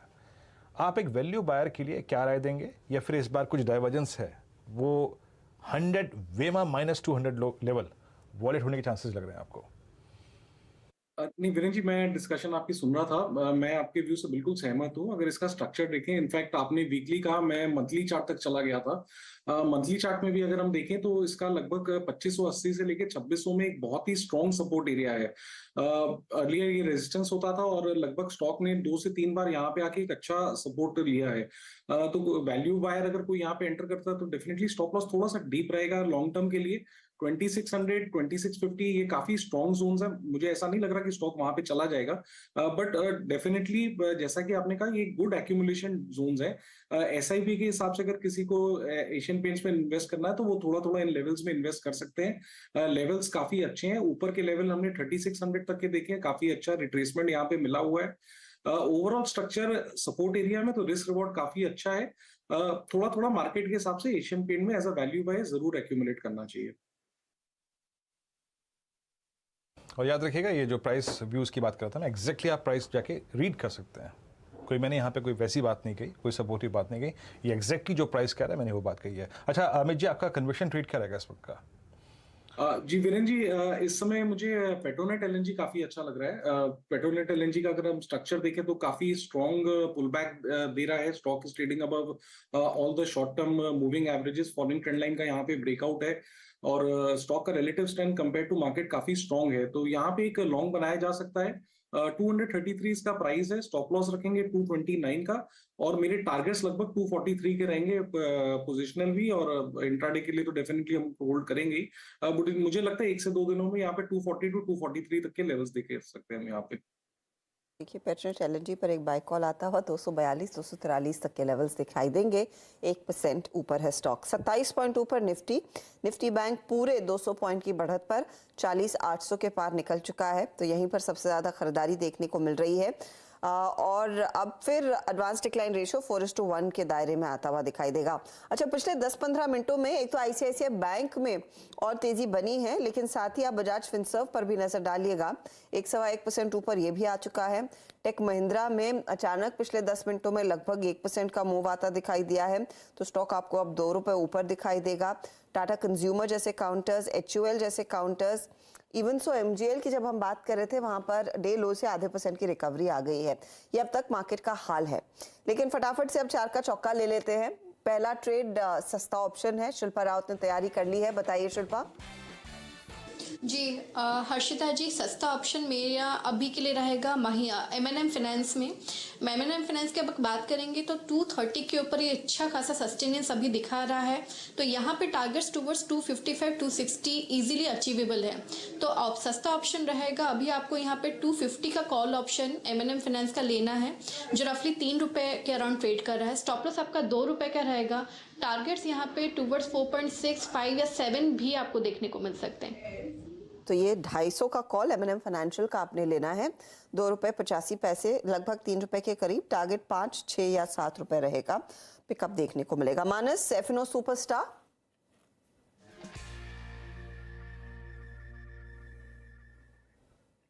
मानस, आप शायद म्यूट पर हैं। जी हर्षद जी माफ करिएगा, IEX पे खरीदारी करने की राय रहेगी। IEX के अगर पैटर्न देखेंगे तो मेरे ख्याल से 155 से गिरावट शुरू हुई थी, 128 के आसपास बॉटम बनाया 3-4 दिनों में। आज हमें एक फ्रेश ब्रेकआउट देखने को मिला है, 132 का एक हर्डल था, स्टॉक ने उसको ब्रीच किया है, तो जो पूरा क्रैक देखा था उसका रिएक्शन देखने को मिल सकता है, और उस रिएक्शन में 140 तक के भाव देखने को मिल सकते हैं। इसलिए IEX में खरीदारी करने की राय रहेगी। 129.50 के स्टॉप लॉस खरीदारी करनी है, 140 रुपए तक के टारगेट्स देखने को मिल सकते हैं। और यहाँ पर एक ऑप्शन ट्रेड भी ले सकते हैं, 135 का कॉल ऑप्शन जो कि 4 रुपए पे ट्रेड हो रहा है, वहां पर खरीदारी करिए 2 रुपए 50 पैसे के स्टॉप लॉस से 7 रुपए के टारगेट के लिए। ओके, IEX आपका ट्रेड है और कन्विक्शन कॉल आपकी इस वक्त की, और 4 रुपए का ये स्ट्राइक ट्रेड करता है, 4 रुपए 15 पैसे का। अमित जी, चार के चमत्कार क्या पिक कर रहे हैं आप आज? जी वीरेंद्र जी, मुझे टाइटन पसंद आ रहा है। टाइटन का जो लास्ट स्विंग हाई था, आज उसने एक हल्के से रिट्रेसमेंट के साथ क्रॉस कर लिया है। रिट्रेसमेंट काफी शैलो था, डिस्प्रूव्स की स्टॉक में काफी स्ट्रेंथ है। 2537 का इसका प्राइस है, रिलेटिव स्ट्रेंथ स्ट्रॉन्ग है और सारे अपने मूविंग एवरेजेस के ऊपर ट्रेड कर रहा है। 2538 का इसका कैश में प्राइस है। टारगेट्स रहेंगे 2600, 2625 के, और स्टॉप लॉस रहेगा 2500 रुपए का। ओके, टाइटन पे बहुतों की निगाहें हैं और उसमें राजेश सतपुते जी भी थे, इनको भी आप देखें टाइटन अच्छा लग रहा था। और आपकी स्क्रीन पे टाइटन इस वक्त समझ लीजिए क्या कर रहा है, चार्ट के लिए एक बार देखते हैं। यस यस यस यस, इस दौर की हाईएस्ट ट्रैजेक्टरी में, यानी अब ये 12 जनवरी के बाद के हाईएस्ट क्लस्टर पे आके ट्रेड कर रहा है, इस वक्त बाइसेक्ट करता हुआ 16 फेब का अपना इंट्राडे हाई। मीनवाइल निफ्टी एक बार फिर से डे हाई की ट्रैजेक्टरी में 17,395, और अभी मैं अपनी 2 बजे की कमेंट्री है उसके जो हमने बात की थी उसको दोबारा से रिवाइज करूंगा, लेकिन एक काम करते हैं ट्रेड लेते हैं और शरद जी के पास चलते हैं आज का मिड कैप फंडा पिक करने के लिए। शरद जी क्या पिक कर रहे हैं आप? हाँ जी, आदित्य बिरला कैपिटल है हमारा मिड कैप फंडा। कंपनी डाइवर्सिफाइड फाइनेंशियल ऑपरेशंस में है। NBFC ऑपरेशंस में हम ये उम्मीद कर रहे हैं कि पिछले 1.5-2 साल के क्लीन अप के बाद काफी बढ़िया इंप्रूवमेंट आने वाले समय में देखने को मिलेगी। नई कुछ मैनेजमेंट इंडक्शंस भी हुई हैं जिसका फायदा कंपनी को मिलना चाहिए, और कंपनी के फ्यूचर प्लान्स काफी अग्रेसिव है। रिसेंटली उन्होंने अपने इंश्योरेंस में हिस्सा बेच दिया है, जिसकी वजह से फोकस NBFC पे ज्यादा बेटर होगा, और NBFC बिजनेस में उनकी रिटर्न रेशियोज वगैरह बेटर हैं कंपेयर टू इंश्योरेंस बिजनेस। और इंश्योरेंस बिजनेस थोड़ा लॉन्ग जेस्टेशन और बड़े स्केल अभी तक वो अचीव भी नहीं कर पाए थे, तो मेरे हिसाब से वो NBFC बिजनेस के लिए उनको फर्दर कैपिटल एलोकेट करने में आसानी होगी। और लॉन्ग टर्म ग्रोथ रेट्स वगैरह काफी अच्छी रहनी चाहिए, NPAs में काफी बढ़िया कंट्रोल रहना चाहिए। तो कुल मिला के हमें लगता है कि हाई प्रोबेबिलिटी है कि ये स्टॉक यहाँ से काफी बढ़िया री रेटिंग देखे। तो हमें लगता है 2.5 टाइम्स के प्राइस टू बुक पे पूरा बिजनेस अगर इवेल्युएट होता है तो 200-225 के लक्ष्य के हिसाब से आदित्य बिरला कैपिटल है काफी बढ़िया। ओके, तो ये सभी ट्रेड्स आ गए हैं और सभी तेजी वाले ट्रेड्स हैं। एक एक करके आपके लिए रिकैप करते हैं। 4 का चौका सस्ता ऑप्शन के साथ शुरुआत हुई। शिल्पा ने M&M फाइनेंशियल सर्विसेज पिक किया है, 250 का कॉल लेने की सलाह, जो लगभग 3 रुपए पर सुझाया था, 3.15 हो गया है। टारगेट 4.5, 5, 6, 7 आप जो भी रख सकते हैं। 2 रुपए का स्टॉप लॉस रखिएगा। फिर मानस के रेडार पर आया है IEX बाय साइड का ट्रेड 140 का टारगेट दे रहे हैं, 129.50 का स्टॉप लॉस लगाकर चले। अगर आपने ऑप्शन में ट्रेड करना है तो 135 का कॉल लेंगे। टाइटन पिक किया है अमित ने चार्ट का चमत्कार में 2600 और 2625 टारगेट रहेगा, 2500 रुपए का आप रखिएगा स्टॉप लॉस। और शरद के रेडार पर है एक और NBFC आदित्य बिरला कैपिटल 225 के टारगेट के लिए यहाँ पर इनको मौका दिख रहा है, तेजी करनी चाहिए। ये है फिलहाल आपके लिए अब तक के मूव्स। निफ्टी बैंक स्क्रीन पर रखते हैं, 232 पॉइंट अब ऊपर आ गया है, तो हर टिक के साथ निफ्टी बैंक की मजबूती और भी बढ़ रही है। कावा साहब, बैंकों में कुछ नया लिया क्या अभी? मुझे अच्छा लगता है, बिल्कुल। इंडसइंड बैंक तेजी है, साइडवेज जोन, ये तो स्टॉक मेरे पोर्टफोलियो में है ही, ट्रेड कर रहा है 1077, लगता है 1100 की तरफ जा रहा है IndusInd bank. Matter of time stop होगा 1060 का, 70 का लगा दे तो भी चलेगा, क्योंकि अपमूव ऑन है, 4-5 दिन से अपमूव देख रहे हैं, इसमें अब भी मोमेंटम है इंडसइंड बैंक। गाबा साहब कह रहे हैं 1100, और गाबा साहब का डिस्क्लोजर उन्होंने दे दिया है लगे हाथ कि ये है इनके पोर्टफोलियो का हिस्सा। राजेश सातपुते, बैंकों में क्या खरीदेंगे? हर्षदा जी, सच को बहुत बढ़िया लग रहा है। एक्सिस बैंक देखिए, ICICI बैंक देखिए, बहुत बढ़िया बढ़िया पैटर्न है। लेकिन अगर आप PSU बैंकिंग की तरफ देखें, जैसे कि state bank of India, Canara bank, तो इसमें देखिए एक बैंक ऑफ बड़ौदा, इसका बेहतरीन चार्ट है। अगर आप बैंक ऑफ बड़ौदा की का स्ट्रक्चर देखें तो it is well about important cluster of moving averages, और इसका जो टारगेट बनता है अगर आप शॉर्ट टर्म टाइम पे भी देखें तो मुझे लगता है 176 होगा, लेकिन मोटा मोटी मुझे लगता है ये 185-190 को चेस कर रहा है। तो ये पोजिशनली भी बढ़िया है, मोमेंटम भी बढ़िया है। तो it's a buy in Bank of Baroda. आपको स्टॉप लॉस प्लेस करना है 167 पे। ओके, तो बैंक ऑफ बड़ौदा, और कुछ देर पहले शरद ने भी तेजी का एक काफी तगड़ा कन्विक्शन कॉल दिया था SBI पर 700-750 के टारगेट के लिए। अच्छा, IEX पर ये जो ट्रेड आया है उससे मुझे याद आया जो सुबह की डेवलपमेंट थी कि टाटा पावर और अदानी पावर दोनों ने महाराष्ट्र में साइजेबल प्राइस हाइक लिया है। शरद, इसके इम्प्लीकेशंस क्या रहेंगे as a shareholder? As a consumer तो आपका बिजली का बिल बढ़ेगा, लेकिन इसका कितना फायदा कंपनी अर्निंग्स में कमा पाएगी रफली? मुझे लगता है, देखिए, ज्यादातर इसमें तो रेगुलेटेड रिटर्न्स रहते हैं, ऐसा कोई इनको अब नॉर्मल पैसा कमाने की जगह है नहीं। शॉर्ट टर्म फ्लक्चुएशंस जो इधर उधर होती है वो है, और बाकी नॉर्मली जो इनका टैरिफ बढ़ने का जो रेगुलेशन है वो प्री डिटरमिन्ड रहता है, एक टाइम फ्रेम जहाँ पे जाके ये बढ़ता है।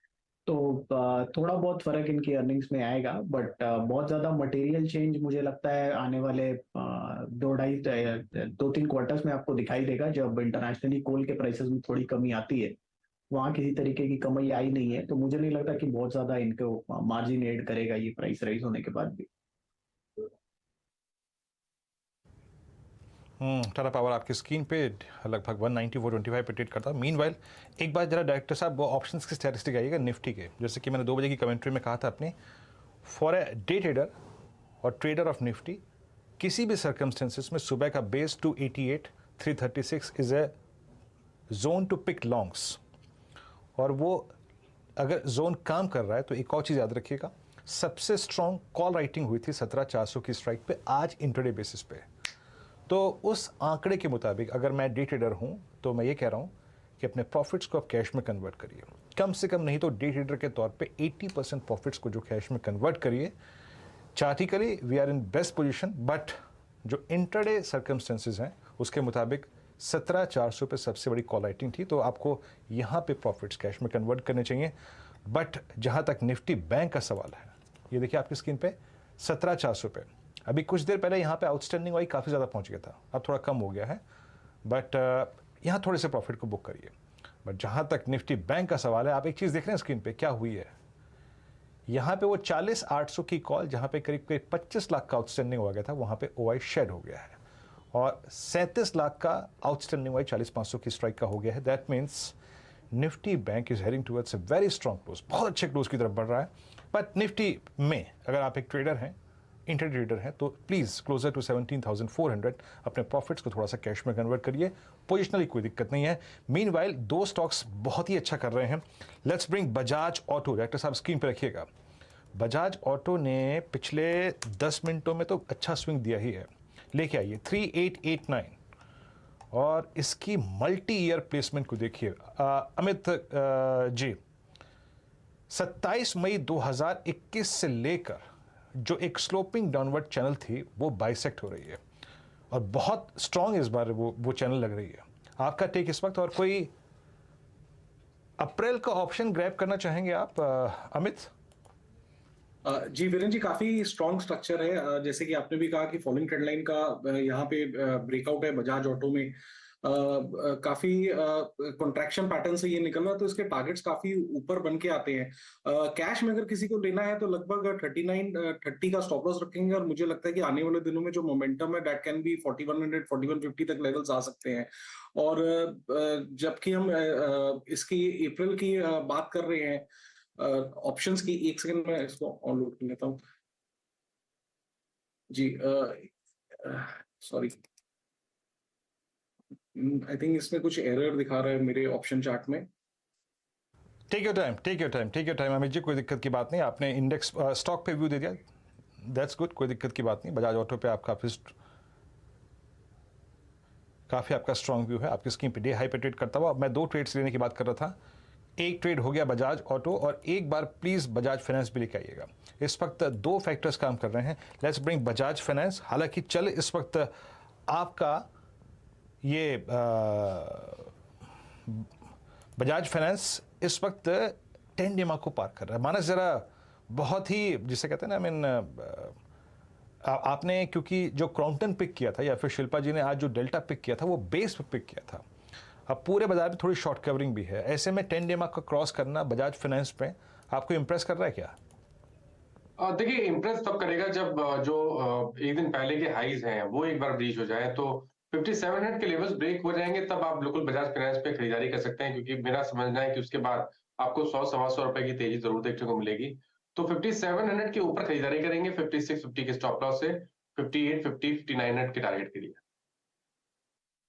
तो ये फिलहाल देखिए आपके लिए बजाज फाइनेंस पर व्यू आ रहा है, आज ऊपर है 1.5%, तो क्लियरली वो सेल साइड के ट्रेड से थोड़ा सा उभरने की कोशिश में। अच्छा, इस बीच रिलायंस इंडस्ट्रीज का स्टॉक आपकी स्क्रीन पर, जियो सिनेमा पर इस वीकेंड 147 करोड़ यहाँ पर लोग जुड़े हैं।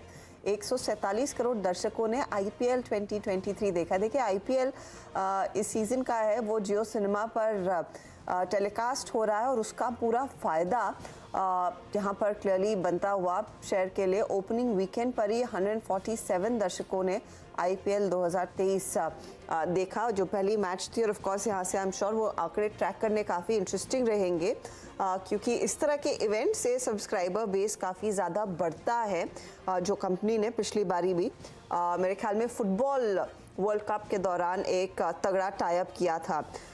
शरद, ये एक अच्छा मूव है कंपनी के लिए। रिलायंस जियो का जो हमने देखा है हाल फिलहाल में ब्रॉडबैंड प्लान्स भी अनाउंस हुए, उससे पहले पोस्टपेड प्लान्स में बदलाव इंट्रोडक्शंस हुआ था, और अब ये एक और इन्होंने अच्छा इक्का खेला है जियो सिनेमा के साथ जो टाई अप हुआ है IPL का। ये कितना कन्वर्ट कर सकता है इन टर्म्स ऑफ आरपूस?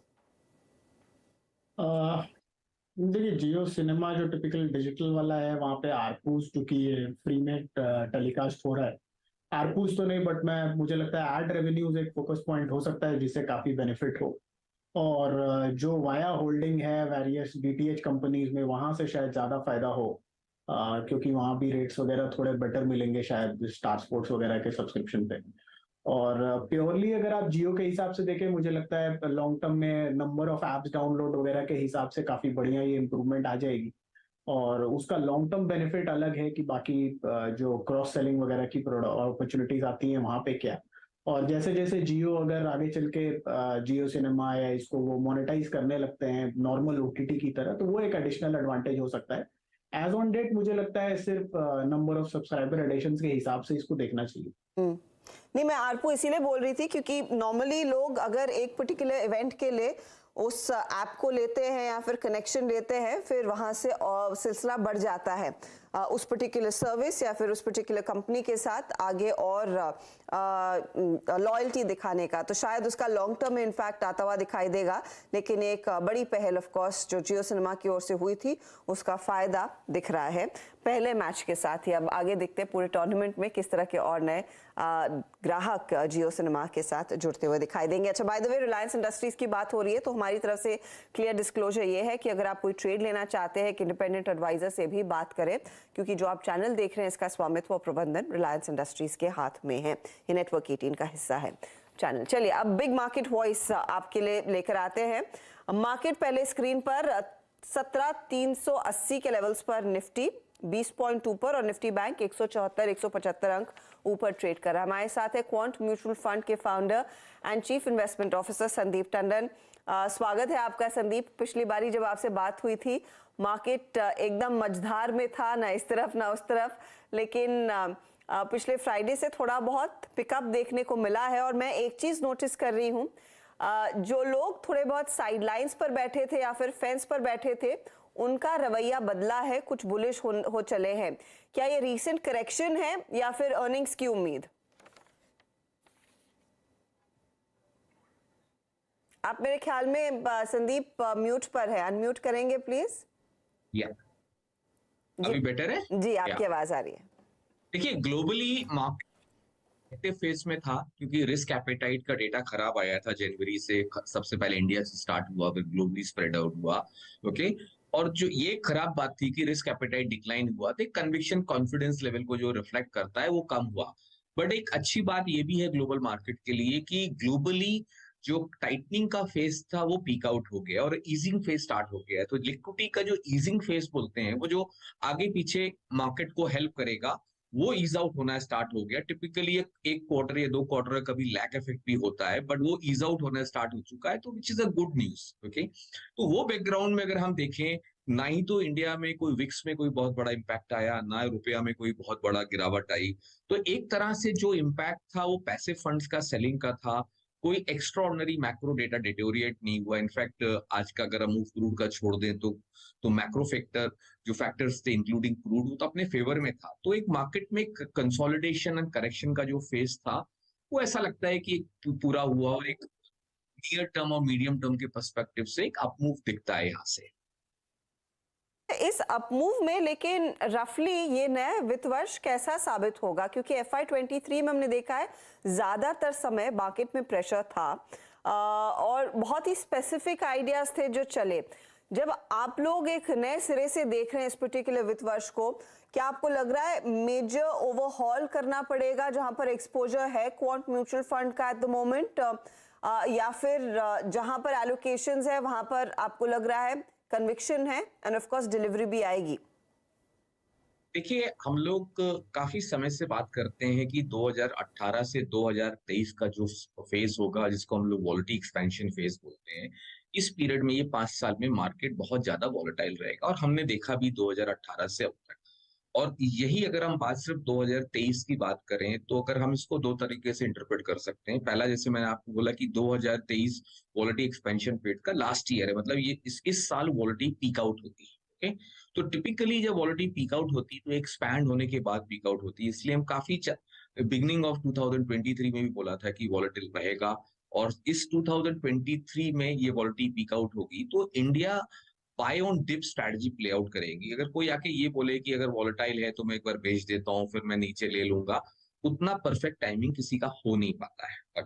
अगर ये चीज हम तब बोले जब हमें कोई इंडियन मैक्रो खराब दिखते हैं, जबकि इंडिया की पिक्चर लार्जर थीसिस हमको अभी भी बहुत अच्छा लगता है। जैसे आपने क्वेश्चन पूछा कि कहाँ पे हम लोग अपना पोर्टफोलियो को रीबैलेंस करेंगे, देखिए हमने अपना पोर्टफोलियो जनवरी 2023 में ही रीबैलेंस किया। जैसे हमने बोला आपको, इंडिया का रिस्क एपेटाइट डेटा चेंज हुआ और सितंबर 2021 में अगर ग्रोथ स्टॉक्स का एक लॉन्ग टर्म टॉप बना है, डिकेड टॉप बना है फ्रॉम द वैल्यूएशन पर्सपेक्टिव, तो वो बैकग्राउंड में हमारा पूरा पोर्टफोलियो देखेंगे तो एक वैल्यू की तरफ स्क्यूड है। ओके, और अभी बहुत ज्यादा चेंजेस करने की जरूरत नहीं दिखती है कि जो हमको लार्जर मीडियम और लॉन्गर टर्म में जो सेक्टर अच्छे रखते हैं उस तरह के सेक्टर को हमने ऑलरेडी पोर्टफोलियो में इनकॉर्पोरेट किया है। ग्रोथ स्टॉक को एक्सपोजर कम किया है और काफी लार्ज कैप में भी बीटन डाउन कैटेगरी में काफी अच्छे स्टॉक्स भी आ गए थे, जो जिसको बोलते हैं कि एक अट्रैक्टिव लेवल्स पे आ गए थे, काफी अच्छा करेक्शन हुआ, तो वो सब चीजों को हम लोगों ने अपने पोर्टफोलियो में ऐड किया है। संदीप जी नमस्कार, वीरेंद्र बोल रहा हूँ दिल्ली स्टूडियो से। सर, अगर मैं बीते एक साल को देखूं तो उसमें जिसने सिर्फ इक्विटी पर अपना मोह नहीं रखा, जिसने सिर्फ डेट पे अपना मोह नहीं रखा, जिसने सिर्फ गोल्ड पे अपना मोह नहीं रखा, उसने पैसा कमाया है। जिसने मल्टी एसेट अप्रोच रखी, जिसने डायनामिक अप्रोच रखी। दरअसल मैं अपना प्रश्न इसलिए पूछ रहा हूँ, मैं एक बेस बना रहा था जो आपका डायनामिक एसेट एलोकेशन फंड है, NFO जो है, जिसमें आप 6 अप्रैल तक निवेश करने का मौका है। थोड़ा इसके बारे में बताइए एग्जैक्टली, और एक डायनामिक अप्रोच इस बाजार में इस वक्त specially when debt is doing well, equity में एक जो डिप आया है वो बाय करने लायक अच्छा है, स्पेशली भारत में। इस फंड के बारे में थोड़ा सा बताइए जिसको आप खुद भी मैनेज करेंगे। ओके, तो वीरेंद्र, इसमें जैसे हमने बोला कि ये हमारा, जैसे इंडस्ट्री में इस कैटेगरी को बैफ के नाम से ज्यादा जानते हैं, बैलेंस एडवांटेज फंड। हम लोग से भी हमको ऑप्शन देता है, इसको हम लोग बैफ के नाम पे पोजीशन कर सकते हैं या डैफ के नाम पे, डायनेमिक एसेट एलोकेटर। हमने प्रेफर किया इसको डायनेमिक एसेट एलोकेटर बोलना, क्योंकि हम, ऐसा आपको पता है कि हमारा हाउस ही बहुत डायनेमिक तरीके से मनी मैनेज करता है, क्योंकि हम लोग ये बहुत खुल के बोलते हैं कि we all live in dynamic world. Okay, अगर हमारा वर्ल्ड ही इतना डायनेमिक है, डेटा पॉइंट डायनेमिकली चेंज हो रहे हैं, तो हमारा मनी मैनेजमेंट स्टाइल स्टैटिक कैसे हो सकता है? ओके, उस बैकग्राउंड से ही हमने अपने पूरे फंड्स को हम चलाते हैं। अगर आप देखेंगे लास्ट 3-5 साल में हमारा अच्छा आउट परफॉर्मेंस रहा है, अच्छे रिस्क एडजस्टेड रिटर्न दिए हैं। तो जो डायनेमिक एसेट एलोकेटेड फंड जो हम लॉन्च कर रहे हैं, इसकी यूनिक ब्यूटी क्या है कि हम लोग को इसमें एक फ्लेक्सिबिलिटी है। इक्विटी साइड पे हम 0 to 100 और 100 से 0 तक का एक्सपोजर कर सकते हैं। यही एक ऐसा एक फंड होता है जिसमें रेगुलेटरी बॉडी आपको अलाउ करती है 0 to 100 या 100 to 0, बोथ डेट और इक्विटी में दोनों में करते हैं। पहले हमने इसको डेट टैक्सेशन रखा था ताकि हम उसका भी एडवांटेज लें, लेकिन रिसेंटली जो गाइडलाइंस चेंज हुई उसमें भी हमने इसको इक्विटी टैक्सेशन किया, तो हमारी डेट में थोड़ी फ्लेक्सिबिलिटी जरूर कम होगी, हम 0 to 35% कर सकते हैं, बट इक्विटी में फ्लेक्सिबिलिटी मेंटेन रहने वाली है कि हम 0 से 100 जा सकते हैं, 100 से 0 जा सकते हैं। तो इसका एडवांटेज क्या होगा कि ओवरऑल पोर्टफोलियो की वॉलिटी को हम कम कर पाएंगे। ओके, तो जो थोड़े से रिस्क एवर्स इन्वेस्टर होते हैं, ट्रेडिशनल इन्वेस्टर होते हैं, इनको बहुत ज्यादा रिस्क पसंद नहीं आता है और इक्विटी मार्केट से घबराते हैं, तो उनके लिए काफी एक ऐप प्रोडक्ट हो जाता है कि हम ओवरऑल पोर्टफोलियो की क्वालिटी कम कर पाएंगे। अगर जैसे रिस्क ऑन एनवायरनमेंट हुआ तो 100% तक हम इक्विटी एक्सपोजर ले पाएंगे, और रिस्क ऑफ हुआ तो हम हेज करके एक्सपोजर को नील भी कर सकते हैं। तो उस तरह का फ्लेक्सिबिलिटी इस प्रोडक्ट में रहने वाला है, और हम लोग काफी उत्साहित हैं कि ये हमारे स्टाइल को जो है, तरीके से हम जिस तरह से मनी मैनेजमेंट करते हैं उसको, ये बहुत एप्ट है हमारे लिए। और ओवरऑल थीसिस ही हमारा dynamic style of money management है, तो उसके लिए ये डेट और इक्विटी बहुत अच्छे से करेंगे। अगर इसको मैं पोजीशनिंग करूं, जैसे मार्केट में बैलेंस एडवांटेज लोग बात करते हैं, तो ये एक्टिव बैलेंस एडवांटेज फंड होगा जो बहुत ही डायनेमिक तरीके से मैनेज किया जाएगा। और जिस तरह का हम लोग मैक्रो डेटा समझते हैं, रिस्क ऑन या रिस्क ऑफ, उसी तरह का स्टॉक को मनी फ्लो या सेक्टर रोटेशन, स्टॉक रोटेशन, जिस तरह से मार्केट में आपने देखा कि वॉलेटाइल एनवायरनमेंट में एक्स्ट्राऑर्डिनरी अपॉर्चुनिटी मिलती है, उसको हम प्ले आउट करेंगे। जैसे एक एग्जांपल के तौर पे बताऊं कि हर 5 साल में आपको 2 या 3 बार एक्स्ट्राऑर्डिनरी अपॉर्चुनिटी आती है मार्केट में 100% इक्विटी पार्टिसिपेशन के लिए या 100% डेट पार्टिसिपेशन के लिए, तो उसको हम इसमें बहुत अच्छे से कैप्चर करेंगे। इसके अलावा भी अगर हम टॉप 200 स्टॉक्स देखें तो उसके अंदर भी हमको साल में 20 से 25 ऐसी अपॉर्चुनिटी जरूर आती है। कोई स्टॉक एक्सट्रीम निग्लेक्टेड जोन में होता है या एक्सट्रीम एडमायर जोन में होता है, तो हम उसको एक काउंटर या रिवर्स ट्रेड कर सकते हैं और अपने फेवर में इसको कैपिटलाइज कर सकते हैं। तो पूरा थीसिस ये है कि इस प्रोडक्ट की हम कैसे वॉलिटी ओवरऑल कम करेंगे, रिस्क एवर्स इन्वेस्टर होता है उनको किस तरह से अट्रैक्ट करेंगे। तो ये एक्स्ट्राऑर्डिनरी रिस्क नहीं लेने का है इस प्रोडक्ट के अंदर, और जो जिस तरह का भी रिस्क ऑफ का एनवायरनमेंट है, उस एनवायरनमेंट में ये प्रोडक्ट और भी एप्ट हो जाता है। का रिस्पॉन्स मिला है, स्पेशली क्योंकि आपने अपने इस पर्टिकुलर एनएफओ को रिपोजिशन किया। अब वो डेट म्यूचुअल फंड में जो इंडेक्सेशन का फायदा मिलता था उसका फायदा निवेशकों को नहीं मिलेगा, तो क्या निवेशक थोड़े से निराश हैं उसको लेकर, और किस तरह का रिस्पॉन्स मिला है? Have you had to sell it doubly harder versus what you would have done earlier? In fact थोड़ा सा इजी हो जाता है, क्योंकि इंडस्ट्री में बाकी सब अगर हम इंडस्ट्री को कंपेयर करें, सभी लोग इसको इक्विटी टैक्सेशन से बेचते थे। हम लोग ने थोड़ा सा अलग करने की कोशिश करी थी कि जब हमको इंडेक्सेशन का बेनिफिट था डेट में, तो हमने एक कोशिश करी कि अगर कोई 5 साल का होराइजन से इन्वेस्ट करता है तो डेट टैक्सेशन और इक्विटी टैक्सेशन पुराने समय में इंडेक्सेशन का बेनिफिट लेते हुए डिफरेंशियल कुछ 66 बिप्स का आता है, तो 0.66% का डिफरेंस आता है, वो मीनिंगफुल नहीं था। तो हमने सोचा था कि एक हमको अगर टैक्सेशन में कोई बहुत बड़ा डिफरेंशियल नहीं है, तो हम इसको डेट टैक्सेशन की तरह चलाएंगे। तो उसका एडवांटेज था कि हमें 0 to 100% की फ्लेक्सिबिलिटी डेट मार्केट और इक्विटी मार्केट दोनों में मिलती थी। लेकिन ये गाइडलाइंस चेंज हुई तो हमने भी इसको इक्विटी टैक्सेशन लिया। जो इंडस्ट्री की प्रैक्टिस इस प्रोडक्ट को वैसे ही चलाने की है, तो हम लोग भी अब इंडस्ट्री की तरह चलाएंगे, लेकिन एक एडवांटेज ये है कि इसमें हम 0 to 100% इक्विटी का फ्लेक्सिबिलिटी हमने अभी भी मेंटेन किया है। डेट का ऑब्वियसली 0 to 35 ही होता है, तो डेफिनेटली जो पुराना पोजीशनिंग था उससे थोड़ा चेंजेस जरूर हुआ, लेकिन अल्टीमेटली जो ओवरऑल पोर्टफोलियो का जो जिस तरह हमको बोलते हैं कि अगर हमें किसी प्रोडक्ट की ओवरऑल वॉलिडिटी कम करनी है तो इक्विटी एक्सपोजर के थ्रू हम कर पाते हैं, क्योंकि डेट में तो वैसे भी हम ड्यूरेशन प्रोडक्ट नहीं लेने वाले हैं। हम इसको मनी मार्केट इंस्ट्रूमेंट पे ज्यादा फोकस करेंगे जो स्टडी रिटर्न देंगे और ड्यूरेशन रिस्क नहीं लेंगे। तो थोड़ा फर्क जरूर पड़ा है, लेकिन इंडस्ट्री का इसी तरह का प्रैक्टिस है, तो बहुत लोगों ने इंडस्ट्री में अप्रिशिएट किया है कि इक्विटी टैक्सेशन आपने कर दिया, तो ये ज्यादा अच्छा है, हमको समझाना नहीं पड़ता, ये प्रोडक्ट एक्सेप्टेड प्रोडक्ट है, काफी बड़ी कैटेगरी है। तो सरप्राइजिंग रिस्पॉन्स ज्यादा अच्छा हुआ है कि ये चेंजेस करने से। अच्छा, आई गेट योर पॉइंट। तो आपके लिए अच्छा ही है। और 6 तारीख तक दरअसल हमारे दर्शकों के लिए जानकारी कि ये पर्टिकुलर एनएफओ खुला है, आप निवेश कर सकते हैं। अच्छा, मैं एक चीज पढ़ रही थी कि हाल ही की जो लिस्टेड कंपनी है डिग्वी टॉक में आप लोगों ने एक साइजेबल हिस्सा लिया है। अब ऑटो एंसिलरीज आपको पसंद है या फिर इस कंपनी में कुछ खास दिखा था इसीलिए आपने वो पोजीशन ली? और लार्जली मिड कैप कंपनियों पर अब संदीप क्या समय है और डबल डाउन करके पोजीशंस लेने का? देखिए, स्टॉक स्पेसिफिक की तो आपको पता है कि हम कंप्लायंस रीजन से बात नहीं करते हैं, बट एक सेक्टर स्पेसिफिक मैं आपको जरूर बोलता हूँ कि हम लोगों का ओवरऑल जो थीसिस है, हम लोग जैसे बोलते हैं कि ये डिकेड इंडिया के लिए है और हाफ सेंचुरी भी हमारी है। उस बैकग्राउंड में हम लोग सबसे पहले बोलते हैं कि सबसे बड़ी अपॉर्चुनिटी है वो मैन्युफैक्चरिंग सेक्टर। तो इंडिया में एक मैन्युफैक्चरिंग की थीसिस को हम लोग बहुत एक लॉन्गर टर्म पर्सपेक्टिव के एंगल से देख रहे हैं, तो ऑटो एंसिलरी भी उस थीसिस में क्वालिफाई करते हैं। तो जैसे ऑटो कंपनीज ऑफ लेट बहुत चली हैं, अगर आप लास्ट 2 साल में देखेंगे तो ऑटो इंडेक्स बहुत अच्छा परफॉर्म करके गया, उसके रिलेटिवली ऑटो एंसिलरी कंपनीज में उस तरह का मूवमेंट नहीं हुआ। तो हमने एक सेलेक्टिवली अप्रोच ली है, जो सेक्टर यूनिक, जो इसके अंदर रिलेटिवली अंडर ओन स्टॉक्स हैं या कुछ अट्रैक्टिव वैल्यूएशन पे हैं या कुछ चीजें यूनिक है सब कंपनियों के बारे में, तो उसको हमने एक अपने पोर्टफोलियो में जगह देने की कोशिश करी है। जैसे अगर हम बात करते हैं कि अगर हम बोलते हैं ये पूरा डिकेड ही वैल्यू स्टॉक्स का है, ओके, और ग्रोथ अंडर परफॉर्म करेगा, वैल्यू आउट परफॉर्म करेगा, तो सबसे बड़ी अपॉर्चुनिटी देखिए वैल्यू में कहाँ पर है, स्मॉल और मिड कैप्स कैटेगरी में आती है। तो स्मॉल इस डिकेड में मिड को आउट परफॉर्म करेगा, मिड लार्ज को आउट परफॉर्म करेगा। तो ओवरऑल पर्सपेक्टिव अगर हम देखें तो ये डेकेड के पर्सपेक्टिव से मिड और स्मॉल बहुत ही कंस्ट्रक्टिव है, इनफैक्ट स्मॉल और भी ज्यादा कंस्ट्रक्टिव है। बट जैसे मैंने शुरू में बोला कि 2023 का first half will be more volatile, more challenging, okay.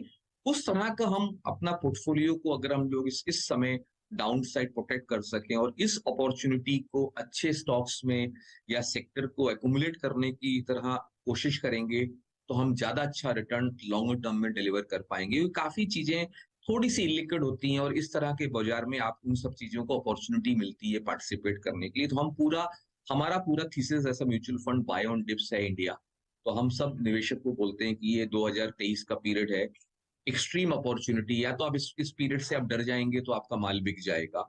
और जो भी निवेशक इस पीरियड को ये समझ के चले कि वॉलेटाइल रहने वाला है और भी करेक्शन कहीं आ सकता है, उसकी को प्रोबेबिलिटी रूल आउट नहीं है ग्लोबल बैकग्राउंड में, और जो भी होगा वो ग्लोबल करंट फैक्टर के कारण इंडिया में इम्पैक्ट आएगा। इंडिया में आइसोलेशन में हम इसको कोई प्रॉब्लम नहीं दिखती, इंडियन मैक्रो पिक्चर बहुत ही अच्छी है। तो एक नेक्स्ट अगर हम बात करें एक और क्वार्टर का, जहां पे हमको बोलते हैं फर्स्ट हाफ तक वॉलेटिलिटी पीक आउट हो जाएगी, तो अगला एक क्वार्टर हम इसको बाय ऑन डिप स्ट्रैटेजी को प्ले करेंगे और ये मान के भी हम चलेंगे कहीं और भी करेक्शन आएगा तो हम इस अपॉर्चुनिटी को पार्टिसिपेट करेंगे, क्योंकि हमें मीडियम टर्म और लॉन्ग टर्म पर्सपेक्टिव इंडिया का बहुत अच्छा लगता है। तो जैसे काफी चैनल्स पे मैंने बोला भी है कि हम लोग नया हाई वापस देखेंगे, ऑल टाइम हाई या तो दिसंबर तक ही देखेंगे कैलेंडर ईयर में, या फर्स्ट हाफ ऑफ 2024 में देखेंगे।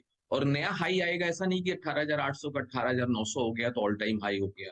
It has to be decisively high.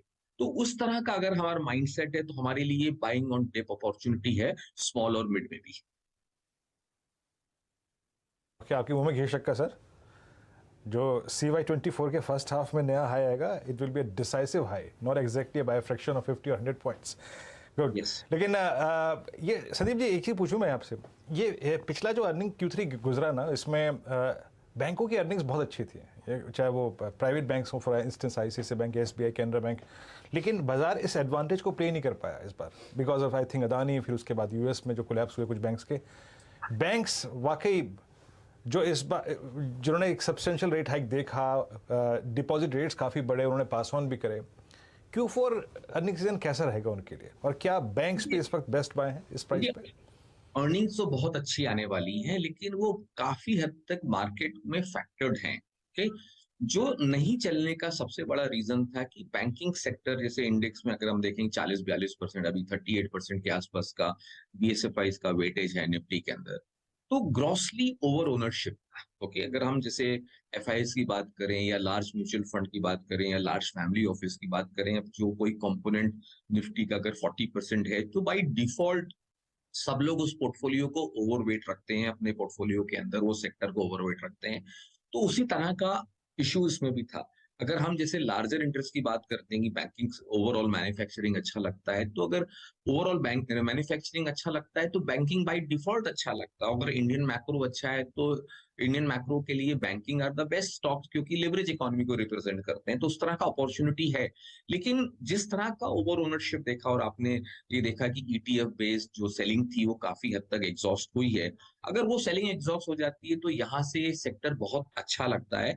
जैसे हम लोग काफी टाइम पे 10-2 साल से पब्लिक सेक्टर पे हम लोग ज्यादा बुलिश थे, लेकिन अगर हम इस फॉल के बाद हम लोग प्राइवेट सेक्टर में भी उतने ही बुलिश हैं। तो हमको एक बाइंग ऑन डिप जैसा अपॉर्चुनिटी दिखता है, बट इसमें बहुत बड़े डिसाइसिव मूव्स आपको मिलेंगे। वो तब तक नहीं मिलेंगे जब तक मार्केट में वन वे अप मूव नहीं रहेगा, क्योंकि ये एक सेक्टर है जो ओवरऑन्ड होता है और कहीं पे भी सेलिंग आती है तो सबसे पहले बैंकिंग में आती है। उस बैकग्राउंड को देखते हुए हम लोग इसको स्टॉक स्पेसिफिक ज्यादा अच्छे से प्ले करेंगे कि कोई स्टॉक रिलेटिवली अंडर ओन हो जाता है, कोई स्टॉक बैंकिंग सेक्टर में रिलेटिवली ओवर ओन है। तो अगर हम अंडर ओनरशिप का एंगल भी एक्स्ट्रा डेटा रख के चलेंगे तो आपको बेनिफिट देगा। चलिए संदीप जी, बहुत बहुत शुक्रिया आप इस कार्यक्रम में शामिल हुए, आपके नए NFO पे, और साथ ही साथ बाजार के महत्वपूर्ण अगर आप देखें सेगमेंट्स पे बातचीत हुई, खुल के बातचीत हुई, और आपका ये विश्वास है कि CY24 के फर्स्ट हाफ में एक नया हाई देखने को मिलेगा। बहुत बहुत शुक्रिया सर, बहुत बहुत शुक्रिया इस कार्यक्रम में शामिल होने के लिए और सभी पहलुओं पे बातचीत करने के लिए। मार्केट्स इस वक्त Nifty bank at day high, याद रखिएगा 40,838। जैसे कि हम 2 बजे की कमेंट्री में ऑप्शन स्टेट्स देख रहे थे कि कन्विक्शन निफ्टी बैंक में है और वो प्ले होता हुआ, और निफ्टी भी हालांकि इंट्राडे हाई पे नहीं है बट स्टिल एट 17,407। डीलर्स का मूड क्या कह रहा है, आइए जानने की कोशिश करते हैं यतिन से। यतिन, सुबह थोड़ा दर्द था लेकिन शाम थोड़ी मुस्कुराहट से भरी हुई है। कल छुट्टी है लेकिन डीलर्स चेस क्या कर रहे हैं? बिल्कुल, और मार्केट ब्रेथ भी ठीक ठाक है। 4:1 का एडवांस डिक्लाइन रेशियो आपको दिख रहा है। बाजार में आपको मिड कैप एंड में एक्शन ज़्यादा दिख रहा है, लेकिन FNO में 2 शेयर्स पे ध्यान दीजिए। सबसे पहले IEX, यहाँ ओपन इंटरेस्ट में लगभग 15 से 20 लाख शेयर्स का डिक्लाइन हुआ है, यानी ओपन इंटरेस्ट घटा है। क्लियरली यहाँ शॉर्ट कवरिंग दिखाई पड़ रही है। इनफैक्ट डीलिंग रूम्स का मानना ये है कि यहाँ BTST की स्ट्रैटेजी करिए, शायद आपको यहाँ 138 से लेकर 140 तक के लेवल्स दिखाई पड़ेंगे। स्टॉक ओवरसोल्ड है और बाउंस के लिए डीलर्स को लगता है यहाँ एक BTST ट्रेड लेना चाहिए। इसके अलावा बंधन बैंक, इसके बारे में लास्ट वीक भी बात की थी। स्टॉक अच्छी तरीके से 190 के लेवल से रिवर्स हुआ है और डीलर्स का अभी भी मानना है कि यहाँ आपको लगभग 210 से लेकर 220 तक के लेवल्स देखने को मिल सकते हैं हायर साइड पे। आज भी लगभग 204-5 के आसपास स्टॉक ट्रेड कर रहा है। इनफैक्ट आज ओपन इंटरेस्ट में देखें तो 5% का इजाफा हुआ है। फ्रेश लॉन्ग्स आज भी बनते हुए दिखाई दिए हैं। तो बंधन बैंक यहाँ डीलर्स पोजिशनली बाय करने की सलाह अपने क्लाइंट्स को दे रहे हैं। बंधन बैंक आज के टॉप ट्रेडेड काउंटर्स में शामिल भी है, जहां पर डीलर्स की तरफ से भी एक अपॉर्चुनिटी तेजी की तरफ बनती हुई दिखाई दे रही है। और ऑफ कोर्स दूसरा आईएक्स जो डिस्कस हुआ। बहुत बहुत शुक्रिया इस अपडेट के लिए यतिन। आईएक्स पर तो राय साफ है, मानस ने कहा था आप 140 के टारगेट के लिए खरीदारी करें या फिर आप 135 वाला कॉल भी ले सकते हैं। लेकिन बंधन बैंक, गावा साहब, इस पर क्या व्यू बन रहा है आपका? ये आप कई दफा सजेस्ट कर चुके हैं पहले। बिल्कुल, बंधन बैंक और आरबीएल बैंक काफी बार, बंधन बैंक में एक अप्पू है, काफी stretch on the down side. ये अनस्ट्रेचिंग की जरूरत है, वो अनस्ट्रेचिंग हो रही है बंधन बैंक में। ट्रेड कर रहा है 204 के आसपास, पॉसिबल के 210 215 देखेंगे आते दिन में। यस, स्टॉप होगा 200 का बंधन बैंक। ये फिलहाल आपके लिए बंधन बैंक में गावा साहब की तरफ से भी एक थम्स अप आ चुका है। चलिए फटाफट से अब बात एसटीबीटी या बीटीएसटी की कर लेंगे। बताइए शिल्पा, आपका ट्रेड? जी हर्षिता जी, मेरा बीटीएसटी रहेगा, क्योंकि हम ऑटोज की बात कर रहे हैं तो अपोलो टायर पे मेरा ध्यान है। अपोलो टायर 320 के ऊपर सस्टेन कर रहा है, जो इसका बहुत अच्छा पहले एक रेजिस्टेंस था, इसके ऊपर सस्टेन कर रहा है। तो मेरे हिसाब से यहाँ पे 335 टारगेट्स आपको इजीली 1-2 दिनों में देखने को मिलेंगे। लेकिन आप इसको ऑप्शंस के थ्रू भी ट्रेड कर सकते हैं। थोड़ा सेफर बेट 335 का कॉल ऑप्शन रफली ₹4.20 चल रहा है, आप इस पर भी पार्टिसिपेट कर सकते हैं। ₹3 का स्टॉप लॉस है और यहाँ पे टारगेट्स टुवर्ड्स 8 एक्सपेक्टेड है।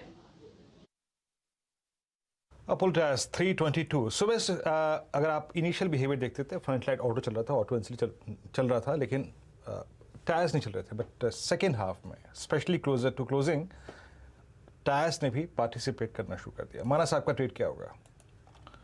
देखिए, मेरा ट्रेड डीवीज लैब होगा। अगर आप डीवीज लैब के पैटर्न को देखेंगे तो आप कहीं ना कहीं स्टॉक ने कंफर्मेशन दे दिया है बॉटम बनाने का, जो 2750 के आसपास का लो बना। आई थिंक वहां पर स्टॉक ने बॉटम बनाया है, आज कंफर्मेशन दिया है, हायर टॉप्स हायर बॉटम्स का 20 डे मूविंग एवरेज के ऊपर निकला है। तो डीवीज लैब में करंट लेवल्स पे खरीदारी करेंगे 2835 के स्टॉप लॉस से ऊपर की तरफ 2850 तक के भाव आपको देखने को मिल सकते हैं। 50 तक के भाव आपको देखने को मिल सकते हैं। भाव आपको ओके दिवीज लैब 2873 पे आके ट्रेड करता हुआ स्ट्रॉन्ग मूव, डे हाई की ट्रैजेक्टरी में आके ट्रेड कर रहा है। अमित, आपके ट्रेड कैरी करेंगे? जी वीरेन जी, मैं एनटीपीसी के साथ जाना चाहूंगा। एनटीपीसी में जो पुल बैक देखा वो 50 डे एक्सपोनेंशियल मूविंग एवरेज में आके एनटीपीसी ने रेस्ट किया। आज के सत्र में हम देख रहे हैं कि फॉलिंग चैनल का यहाँ पे ब्रेकआउट है, काफी स्ट्रॉन्ग बुलिश कैंडल है और स्टॉक अपने सारे मूविंग एवरेजेस के ऊपर ट्रेड कर रहा है। ओवरऑल भी इसका रिलेटिव स्ट्रेंथ और मोमेंटम काफी स्ट्रॉन्ग है। 178 का प्राइस है, स्टॉप लॉस रहेगा लगभग 174 रुपीज का और टारगेट्स लगभग रहेंगे 185 के। ओके, तो एनटीपीसी में एक तेजी का ट्रेड आप लेकर चले। 174 के आसपास का स्टॉप लॉस, 185 का टारगेट, बाय साइड का ट्रेड। राजेश सातपुते, आपका ट्रेड? अच्छा जी, देखिए मुझे लगता है कि बिग स्टॉक्स में कुछ किया जाना चाहिए जहाँ पे कन्विक्शन है, वो है आईसीआईसीआई बैंक। इनफैक्ट 8 बजे के शो में आज आईसीआईसीआई बैंक ही दिया था, तो उसी को रिएटरेट कर रहा हूँ। जो इनिशियल में स्टॉप लॉस हमने सजेस्ट किया था मॉर्निंग में, वो था 870 का। 874.65 का आज का लो है, दिन के हाईएस्ट लेवल पे। फिर से वही हुआ कि वो जो लो है, डिप है, उसमें बाइंग हुई है। तो I would like to go long in ICICI bank, I would like to continue in ICICI bank.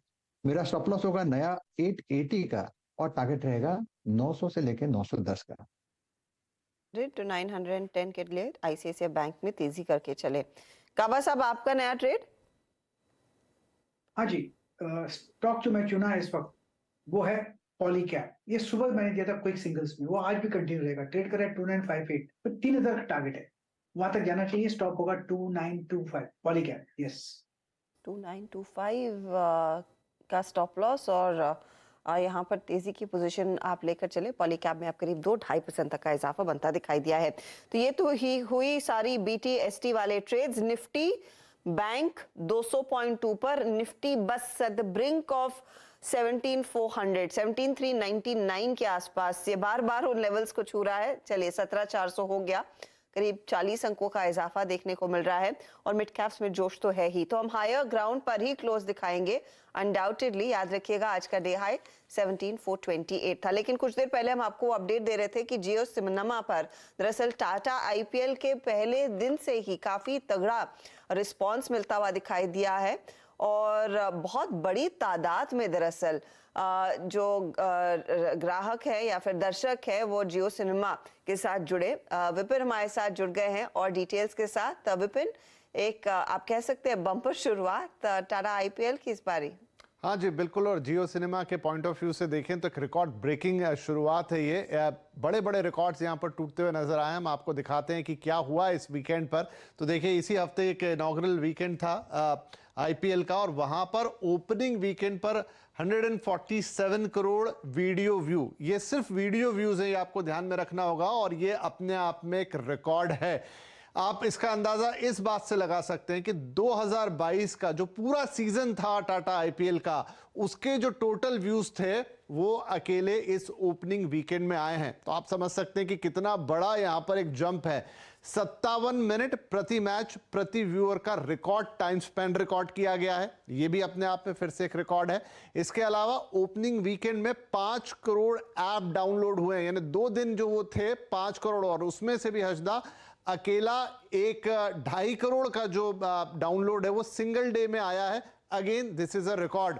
और अगर और आपको इसमें तुलनाएं करनी है तो जो T20 वर्ल्ड कप हाल ही में खत्म हुआ, मतलब पिछला वाला, उसकी भी टोटल व्यूअरशिप से ये वीकेंड की व्यूअरशिप बढ़ी थी। तो कुल मिला के जियो सिनेमा पे एक बम्पर जिसे कह सकते हैं व्यूअर्स ने अपना प्यार बरसाया, और इस वीकेंड में बड़े बड़े रिकॉर्ड्स टूटते हुए नजर आए, और अभी तो पूरा टूर्नामेंट बाकी है। जी हाँ, मैं वही कह रही थी कि आगे आप देखेंगे मेरे ख्याल में और भी ट्रैक्शन बढ़ता हुआ दिखाई देगा। ये तो बस ओपनिंग के रिकॉर्ड्स बीट होते हुए दिखाई दे रहे हैं या बनते हुए दिखाई दे रहे हैं। बहुत बहुत शुक्रिया विपिन इस अपडेट के लिए। तो रिलायंस इंडस्ट्रीज देखिए इस बीच पॉजिटिव टेरिटरी में आ गया है। मूव्स तो देखने को मिले ही थे मेरे ख्याल में फ्राइडे के सेशन में, राइट वीरू, जहां पर स्टॉक में फिर तगड़ी तेजी बनती दिखाई दी थी। फ्राइडे को स्ट्रॉन्ग मूव था एक बार, बिल्कुल। इनफैक्ट जब इस खबर को आप पूरा डिस्कशन कर रही नहीं आज तक, रिलायंस को डिस्कशन कर देते हैं क्या हुआ है। दरअसल रिलायंस पे एग्जैक्टली जो बड़ा मूव था वो सीरीज के पहले दिन आ गया था। देखिए याद रखिएगा, मैं अभी प्राइस से बात कर रहा हूँ, आज तो मैं सिर्फ प्राइस से बात कर रहे हैं। इस न्यूज से संबंधित इस चैनल का स्वामित्व प्रबंधन रिलायंस इंडस्ट्रीज होल्ड करते हैं, but since it's a critical part for index, इस पर एक बार डिस्कशन कर लेते हैं। इसका फ्राइडे का हाई था exactly 50 day exponential moving average. ये हल्का सा आज बैकफुट पे आया। इसकी लोअर शेडो मतलब जहां पे ओपन हुआ और जो लो हुआ वो एग्जैक्टली इसकी शुक्रवार की कैंडल का हायर ट्रेजेक्ट्री का 10% प्राइस था। मानस, हमेशा 50 डेमा को पार करने में रिलायंस को दिक्कत आई है हिस्टोरिकली, एंड स्पेशली अगर आप इसके प्राइस को रीड करें 11 जनवरी के बाद 1, 2, 3, 4 अटेम्प्ट लिए इसने 15 फरवरी से लेकर 23 फरवरी के बीच में, 3 अटेम्प्ट लिए 3 मार्च से लेकर लगभग 10 मार्च के बीच में, और ये 2 अटेम्प्ट आपके हो गए 31 मार्च और 3 अप्रैल के। एग्जैक्टली इन सारे इंस्टेंसेस पे the average was 50 day exponential moving average. But ये क्लोजिंग आपको कितनी इंप्रेस कर रही है, आपका व्यू रिलायंस पर? देखिए क्लोजिंग पिछले हफ्ते की बहुत ही बढ़िया थी। उसका रीजन ये था कि अगर आप वीकली चार्ट पे जाएंगे तो वहां पर एक आपको मॉर्निंग स्टार पैटर्न दिखेगा। 20 डे मूविंग एवरेज के ऊपर की क्लोजिंग थी। आज एक पॉज है, लेकिन अंडरटोन बहुत बुलिश बना हुआ है। मेरा तो समझना है कि 2450 तक के भाव आपको रिलायंस में जल्द देखने को मिल जाएंगे। तो अभी भी ऑप्शन ट्रेड लेना चाहिए। मैंने शायद लास्ट डे भी आपको रिलायंस पे एक रिकमेंडेशन दिया था ऑप्शन में, और अभी भी मेरा समझना है कि रिलायंस में 2340 वाला कॉल ऑप्शन जो कि 48 रुपीज के आसपास चल रहा है, वहां पर अभी भी खरीदारी करनी चाहिए। नीचे की तरफ आपको स्टॉप लॉस 34 रुपए के नीचे लगाना है, लेकिन इस ऑप्शन के भाव आपको 100 रुपए के आसपास देखने को मिल सकते हैं। ओके, ये व्यू था स्टिल डिस्क्लेम आपकी स्क्रीन पे, और मेरे व्यू के मुताबिक याद रखिएगा Nifty it's a carry on Nifty. अगर इंट्राडे ट्रेडर थे, मैंने आपको पहले कहा था कि 17,400 रुपये बुक कीजिए, बट निफ्टी और बैंक निफ्टी पे मेरा कन्विक्शन बहुत स्ट्रांग है। अगर आप रिस्क ले सकते हैं 200-250 पॉइंट का, क्योंकि निफ्टी का बेस याद रखिएगा रहेगा वही 17,180, 17,200 10 डेमा और 200 डे एक्सपोनेंशियल मूविंग एवरेज, और निफ्टी बैंक का बेस आता है 40,000 पे।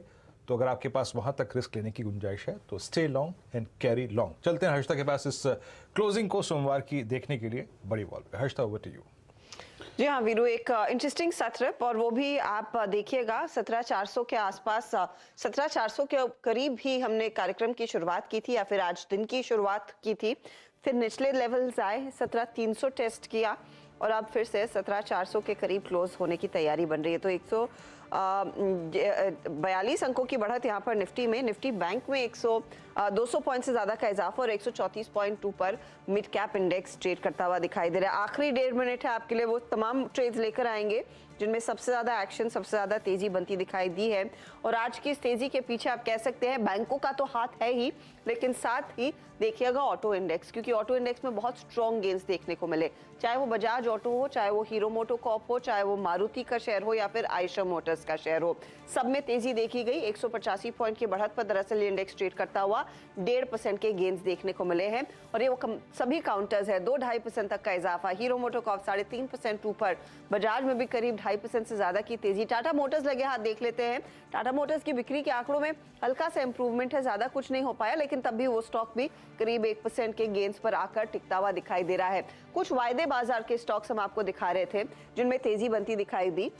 उसमें पहले तो जीएमआर एयरपोर्ट आपकी स्क्रीन पर आएगा, जहां पर आज हमने देखा बहुत तगड़ा ओपन इंटरेस्ट एडिशन, 7-8% ऊपर वो स्टॉक जाकर टिक रहा है। लेकिन आज कच्चे तेल में जो उबाल देखने को मिला, उसका पूरा आप कह सकते हैं थोड़ा बहुत sentimental rub off ONGC oil India पर बना। उसके आगे एचओईसी, सेलन जैसे काउंटर्स थे जिनमें तेजी देखी गई। लेकिन एचपीसीएल, बीपीसीएल, आईओसी में हमने देखा कुछ मुनाफा वसूली के अंश इंट्राडे में जरूर दिखाई दिए हैं। और गैस कंपनियों की हालत आज थोड़ी सी बिगड़ी हुई थी, क्योंकि वहां पर भी हमने देखा दबाव ही नजर आया है। हीट मैप लेकर आते हैं, आखिरी 25 सेकंड्स में आपको दिखाई देगा कि कहां से क्या सपोर्ट मिलता हुआ दिखाई दिया है। बैंकों का योगदान रहा है आज इस तेजी में। 200 पॉइंट ऊपर निफ्टी बैंक, आईसीआईसीआई बैंक 885 के आसपास ट्रेड करता हुआ। मेरे ख्याल में एक जानकार ने 885 का टारगेट दिया था, वो भी अचीव हो रहा है जाते जाते। एक्सिस में खरीदारी के अंश देखने को मिले हैं। साथ ही साथ आप ध्यान दीजिएगा, आज एसबीआई ने भी पार्टिसिपेट किया है ट्रेड में। इंडसइंड बैंक 1.1% ऊपर जाता हुआ दिखाई दिया है। एचडीएफसी बैंक हल्का सा फ्लैटिश था, 1600 के आसपास ये मंडराता हुआ। लेकिन ऑटो कंपनियों का दिन, hero MotoCorp, Bajaj auto, Maruti, Eicher तेजी में आज के दिन साफ दिखाई दिए हैं। बजाज फाइनेंस और फिनसर्व में भी आपको याद होगा पिछले सेशन से थोड़ा थोड़ा करके कॉन्फिडेंस लौट रहा था। 1.5% की तेजी पर वो स्टॉक्स क्लोज होते हुए दिखाई देंगे। जो नहीं चला उसमें बीपीसीएल है, 4% का नॉक इसने लिया जाहिर तौर पर, क्योंकि कच्चे तेल में हमने देखा एक अचानक $85 तक के लेवल्स देखे गए, जहां पर हम पिछले हफ्ते 74 पर छोड़कर गए थे। अदानी ग्रुप में हमने देखी कुछ मुनाफा वसूली, आज आईटीसी साइड 1% नीचे, इन्फोसिस में करीब 1.25% तक का दबाव बना। रिलायंस एकदम शांत था, वहां से ज्यादा कुछ बड़ा एक्शन नहीं बना है। लेकिन कुल मिलाकर आज सोमवार का जो क्लोज है वो आप कह सकते हैं थोड़े से हायर ग्राउंड के आसपास 17,399 पर मार्केट जाकर टिक रहा है, 40 पॉइंट ऊपर। निफ्टी बैंक आउट परफॉर्मर रहा है आज का, 208 अंकों की बढ़त। वहां पर मिड कैप्स ने भी अच्छा खासा योगदान दिया, 140 पॉइंट ऊपर। इसलिए एडवांस डिक्लाइन रेशियो आज फिर लगभग 3.5 या फिर 4:1 के दायरे में आते हुए दिखाई दे रहे हैं। 4:1 ही आप कह सकते हैं यहाँ पर जिस तरह की स्थिति बनती हुई दिखाई दी है। तो कुल मिलाकर एक शुरुआत अच्छी हुई है इस हफ्ते की। हालांकि इस मोमेंटम को हम जारी नहीं रख पाएंगे क्योंकि कल भारतीय बाजार बंद होंगे, लेकिन सीधा सौदा में किस तरह के रिटर्न्स बने हैं उसका जायजा आपके लिए लेकर आते हैं। अब आशीष और नीरज के बीच ये मुकाबला। आशीष के outperforming trades, Atul auto, RVNL, HOEC, Hero moto, सब तेजी वाले ट्रेड से। अतुल ऑटो 20% अपर सर्किट पर रहा, तो बाकी काउंटर में भी करीब हमने देखा 5 से 10% के मूव्स। एचपीसीएल पर नीरज ने कहा था कमजोरी आएगी, 4.5% नीचे ये। जीआर इंफ्रा में 4% तक के गेंस, ऑयल इंडिया में भी 3.5% से ज्यादा के गेंस और 3.5% के गेंस सीएसबी बैंक में भी बनते हुए दिखाई दिए, वो Q4 के अपडेट के बाद। तो ये रहा सीधा सौदा का परफॉर्मेंस। लेकिन वीरू डिसेंट प्रदर्शन, एक बार देख ले कि विदेशी बाजार क्या कर रहे हैं, क्योंकि हालांकि उस पर हमें कल रिएक्ट नहीं करना है, लेकिन नजर तो रखनी पड़ेगी। जी हाँ हर्षदा, डाउ जोन्स फ्यूचर्स करीब 104 अंकों पर है। और लेकिन सुबह आप, मैं और नीरज जी और आशीष जो डिस्कशन कर रहे थे कि सेटअप टेक्निकली वॉल स्ट्रीट का हमसे भी कहीं खूबसूरत है, कहीं बेहतर है, स्पेशली डाउ, नेस्डेक, S&P 500, नेस्डेक और S&P 500। और एक और चीज़ है, यूएस में याद रखिएगा CBOE वोलेटिलिटी इंडेक्स 18 के नीचे आफ्टर आई थिंक दिसंबर 2021। वो एक एज यूएस मार्केट का दुनिया के हर इंडेक्स के ऊपर है। Let's hope for the best. जो डाउ फ्यूचर्स दिखा रहे हैं वो सत्य हो। बाकी कल मंगलवार आपसे मुलाकात नहीं होगी क्योंकि कल है छुट्टी। बुधवार के दिन मॉर्निंग कॉल में हर्षदा, मैं, आशीष और नीरज जी फिर सारे समीकरण, खबरें और निफ्टी बैंक पे अप्रोच वॉल स्ट्रीट के संकेत लेकर हाजिर हो जाएंगे। तब तक के लिए नमस्कार और अपना मंगल मार्ग करिए। एंजॉय। नमस्कार।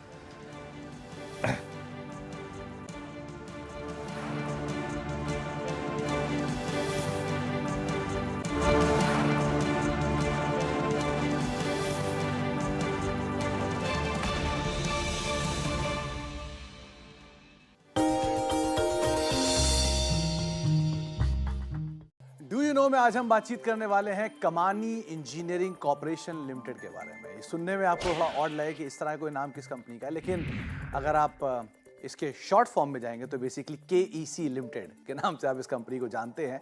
इस कंपनी की शुरुआत काफ़ी पुरानी है, 1945 से ये कंपनी कार्यरत है और इसकी 2 फैक्ट्रीज होती थी। एक फैक्ट्री थी मुंबई में और दूसरी फैक्ट्री जो थी वो कंपनी की लाहौर में थी, जो कि पार्टीशन के बाद वहीं चली गई, जिसके ऊपर कई केसेस भी लड़े गए लेकिन वो कंपनी को वापस मिल नहीं पाई।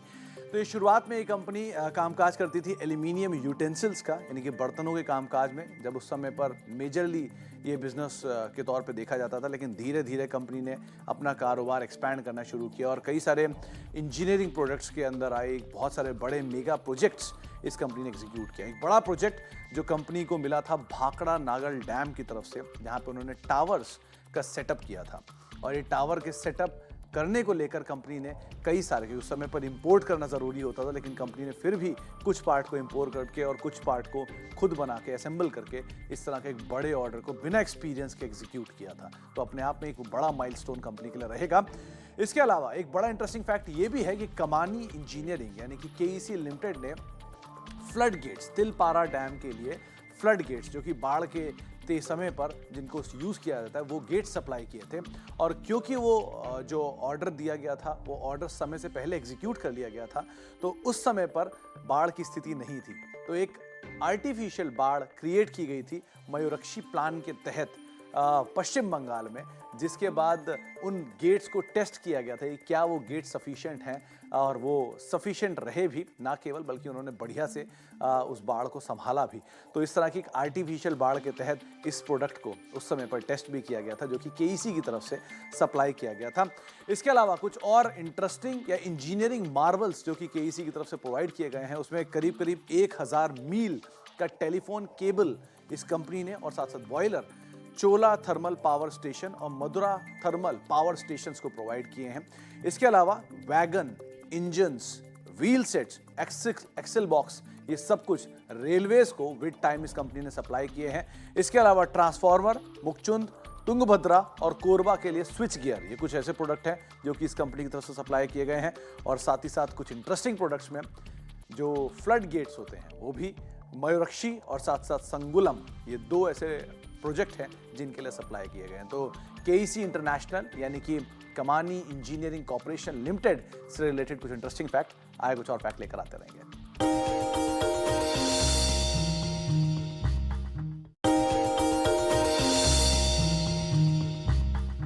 डू यू नो में आज हम बातचीत करने वाले हैं आइशर मोटर्स की। दरअसल कभी अगर आप ताज कोलाबा या आमतौर पे मॉल में घूम रहे होंगे तो आपने एक शॉप देखा होगा या एक आउटलेट देखा होगा गुड अर्थ के नाम से। ये गुड अर्थ जो है ये यूजुअली आपको दिखाई पड़ेगा गिफ्ट आइटम के लिए या वेस्टर्न, इंडो वेस्टर्न क्लोथिंग के लिए। दरअसल आइशर मोटर की शुरुआत जब हुई थी तब इस कंपनी का नाम था गुड अर्थ, और वहाँ से कंपनी धीरे धीरे आगे बढ़ना शुरू हुई।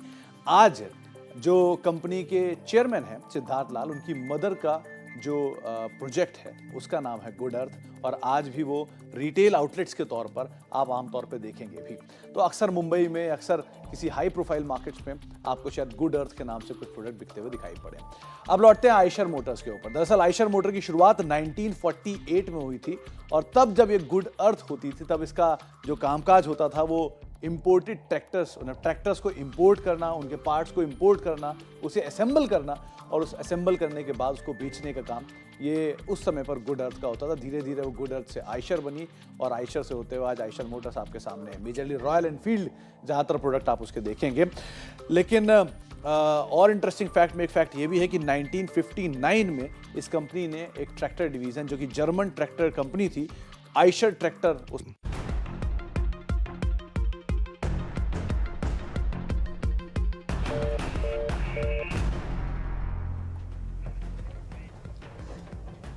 नमस्कार, मैं हूं दीपाली राणा। आप देख रहे हैं कमोडिटी कॉल और कमोडिटी मार्केट के एक्शन पर तो नजरें होंगी ही, साथ ही फोकस करेंगे स्ट्रैटेजीज पर। आपके सवाल भी लेंगे। हमारे साथ पृथ्वी फिनमार्ट के डायरेक्टर हेड कमोडिटी और करेंसी रिसर्च मनोज कुमार जैन। फटाफट से कमोडिटी बाजार में समय हो क्या रहा है वो आपकी स्क्रीन पर लेकर आते हैं और सबसे पहले नजर डालेंगे एनर्जी बास्केट पर, जहां पर सबसे ज्यादा एक्शन है। कच्चे तेल में जोरदार स्पर्ट हमने देखा, इंटरनेशनल मार्केट्स में भी, घरेलू बाजार में भी इस समय 6% की तेजी देखने को मिल रही है। नेशनल गैस 5.5% नीचे। सोने चांदी पर नजरें रहेंगी, वहां पर थोड़ी सुस्ती आज के सत्र में। सिल्वर 71,800 पर ट्रेड कर रहा है, वहीं सोने में फ्लैट ट्रेडिंग हो रही है 59,300 के आसपास। बेस मेटल्स में थोड़ी बहुत खरीदारी आज के सेशन में, बहुत ज्यादा तेजी नहीं है। वहीं अगर एग्री कमोडिटी पैक को देखेंगे आज के सेशन में, तो ग्वारगम और स्पाइसेस के पॉकेट पर नजरें रहेंगी, जहां पर हमने लगातार एक्शन देखा है। और अगर आप ग्वार पैक की बात करेंगे तो यहाँ पर थोड़ी सी नरमी, 0.5% नीचे ग्वारगम ट्रेड करते हुए, और स्पाइसेस के पैक में मिला जुला ट्रेंड आज के सत्र में। कमाई के मौके कहाँ हैं, क्या होनी चाहिए स्ट्रैटेजीज, इस पर करते हैं बातचीत। मनोज जी बताइए पहले तो आपकी टॉप कॉल्स। नमस्कार दीपाली जी, बिल्कुल यहाँ पे आज सिल्वर में थोड़ी मुनाफा वसूली देखने को मिल रही है, लेकिन जो ओवरऑल ट्रेंड है अभी भी वो पॉजिटिव है। मई वायदा में थोड़ा डिप मिलता है 71,500, तो फिर एक बार यहाँ पे बाइंग की रणनीति बना के चलना चाहिए 71,100 के स्टॉप लॉस से। ऊपर में लक्ष्य जो लगाना है वो 72,300 का लगाना है। तो यहाँ पे चांदी में बाइंग की सलाह रहेगी। दूसरा यहाँ पे एग्री पैक में ग्वार सीड में हमने अच्छा मोमेंटम आज देखा था, हालांकि ऊपरी लेवल से मुनाफा वसूली देखने को मिल रही है, लेकिन यहाँ भी अप्रैल वायदा में थोड़ा सा डिप मिलता है 5,670 के आसपास, तो बाइंग की सलाह रहेगी 5,620 के स्टॉप लॉस से। ऊपर में जो लक्ष्य रखना है वो 5,780 का रखना है। ओके, चलिए तो ये स्ट्रैटेजीज आपके लिए ग्वार सीड पर, जहां पर फिर 5696 के मौजूदा लेवल्स देखने को मिल रहे हैं। Manoj ji, base metals specially copper पर क्या व्यू है? कॉपर में हम देख रहे हैं कि यहाँ पे जो सपोर्ट्स लेवल है 774 कॉपर ने होल्ड किए हैं, और आज हमने 780 के ऊपर भी कीमतों को जाते हुए देखा था। एलएमई पर भी कीमतें जो है वो लगातार अपने रेजिस्टेंस लेवल $8,840 के ऊपर बनी हुई है। तो यहाँ पे मोमेंटम जो है थोड़ा पॉजिटिव लग रहा है, 785 तक के स्तर जो है देखने को मिल सकते हैं। तो यहाँ पे 777, 778 के दायरे में बाय कर सकते हैं 775 के स्टॉप लॉस से। ऊपर में 784, 85 तक के लक्ष्य के लिए। ठीक है, तो कॉपर 779 के आसपास ट्रेड करते हुए आज के सेशन में। अच्छा, एग्री कमोडिटी पैक में स्पाइसेस पे व्यू ले लेते हैं। जीरा जो कि 2% नीचे है, वहीं धनिया में 0.5% का अपमूव है। काफी समय से हम मिला जुला ट्रेंड ही देख रहे हैं स्पाइसेस के पैक में। मनोज जी, क्या व्यू स्पेशली कोरिएंडर और जीरे पर? कोरिएंडर की अगर बात करें तो यहाँ पे ऊपरी लेवल से हमने ऑलरेडी काफी गिरावट आते हुए देखी है, और अब यहाँ पे कंसोलिडेशन जो है कीमतों में देखने को मिल रहा है। हमारा मानना है कि कीमतें अभी यहाँ थोड़े समय के लिए 6,400 से 7,000 के दायरे में कंसोलिडेट कर सकती है। तो एक काफी दायरे का ट्रेड जो है अगले एक महीने यहाँ पे धनिया में बना रह सकता है।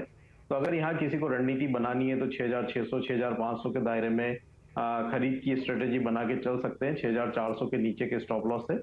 ऊपर में 6,850 तक के लक्ष्य लेकर के चल सकते हैं। जीरा में एक मुनाफा वसूली यहाँ पे देखने को मिल रही है। हमने लगभग 20% की बढ़त निचले स्तरों से देखी थी, और अब ऊपरी लेवल्स पर यहाँ पे थोड़ी मुनाफा वसूली है। हमारा मानना है कि थोड़ी गिरावट जो इस सप्ताह जीरा में कंटिन्यू रह सकती है, और एक बार 34,000 तक के स्तर जो है यहाँ देखने को मिल सकते हैं। ओके, चलिए तो ये स्ट्रैटेजी रही जीरे पर।